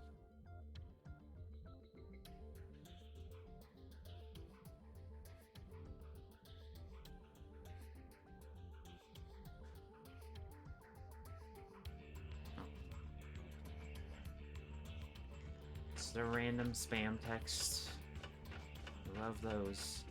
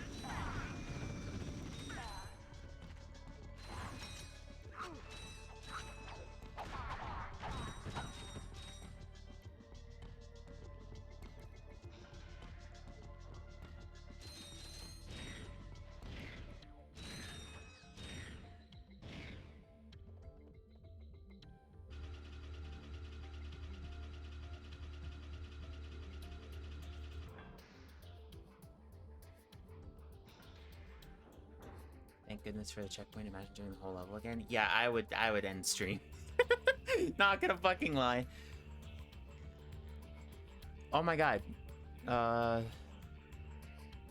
tried Starry, which is that new lemon lime soda from Pepsi. It literally tastes like every other lemon lime soda. Yeah, a lot of them are pretty much the same. That Sierra Mist imposter. They asked Sierra Mist for this. I've never had Sierra Mist. I don't think they even had it here. I remember Mellow Yellow. This is why I'm hashtag Team Do. Hell yeah. Mountain Dew may as well be its own brand, separate from Pepsi at this point. I mean, it kind of is. It just kind of became its own monster.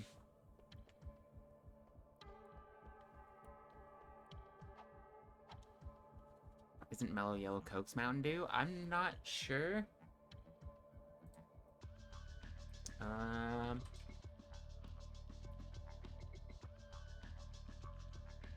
Yeah. Yep. That is exactly what it is. I remember drinking it when I was younger. I actually liked it. What's Raven top 1 soda pop? Dr. Pepper. Hello, Captain Ratchet.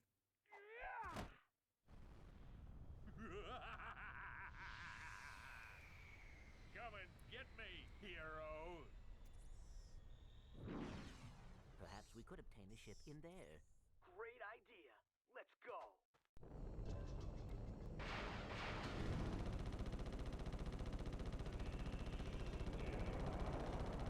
Here's a little something from me to you.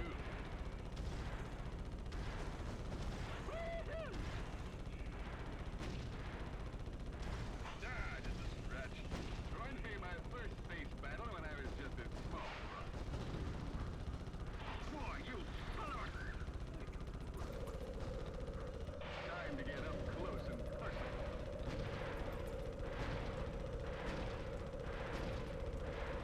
Now, what is this, the fucking engine fight from Crash Warped?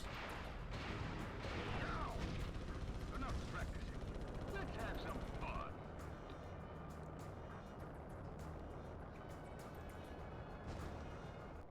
I need to get my hands on that strawberries and cream Dr. Pepper. That sounds really good. But here in good old Canada, we never get anything like that. We don't even have... I'm not even sure we have cherry Dr. Pepper anymore. 'Cause I really like that stuff. Never got to try the cream soda Dr. Pepper either. Which really sucks.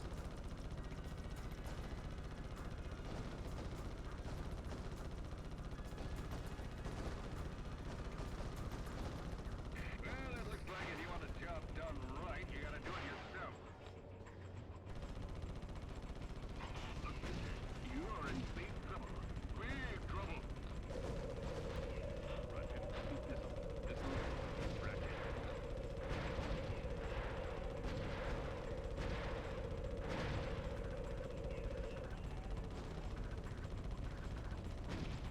You think you got me? Catch me if you can.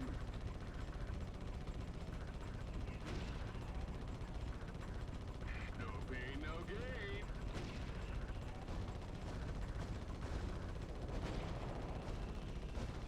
Look, I've always liked you, kiddo.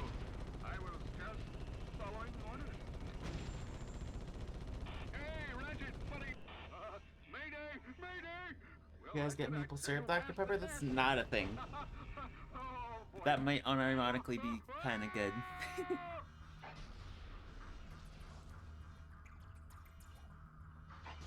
Yes! Quark is history. Despite my earlier criticism, I must admit your piloting skills are improving. I knew you'd come around. But that has not helped us locate Drek. Come on, Clank. Can't you just once relax and enjoy a little success? Hey, you want to catch Drek? Betcha this baby can do it. This is Darla Gratch reporting live from Gorda City. This once peaceful planet is being torn apart today in an unprovoked attack. It now seems certain that Supreme Executive Chairman Drek will not be dissuaded in his efforts to destroy the galaxy for his own selfish needs. All hope certainly seems lost.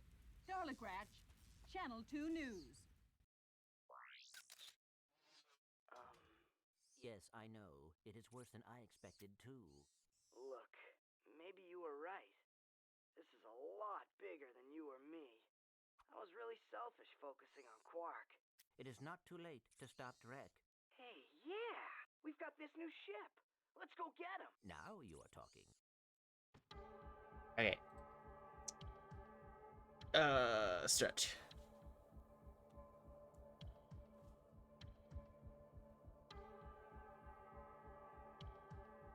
Does Quark truly die here? I don't know, man. It's a mystery. I think here is probably as good a place to stop as any, because looking at the level list, we have 1, 2, 3, 4, 5, 6, 7 more levels to do. Now we probably could finish it tonight, but that would probably be like another 2-3 hours, and I really don't want to do that. So we're gonna call it here. Because we made a lot of progress. Is this the final stretch of the game? Yeah. We're almost done with it. We should be able to finish it next time we stream it. And then we can move on to the better games. So yeah. Fun stuff. Ow. It was a fun stream though. I enjoyed our philosophical discussion earlier. And then of course Chan torturing me. So yeah. Oh, my bones. My fucking bones, bro. Ow. Oh, I think I just pulled something. Ow. Owie. I'm good. I'm good. Never mind. I'm good. It's okay. Alright. Thanks for coming, y'all. And thank you, the singing knitter for the follow. I hope you enjoyed. And we'll be back on Thursday with Jump King.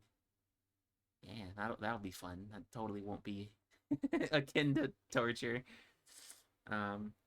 So yeah, look forward to that. Whoa, new game, yeah. Yeah, thanks for coming, everyone. I love you. Bye. Bye-bye.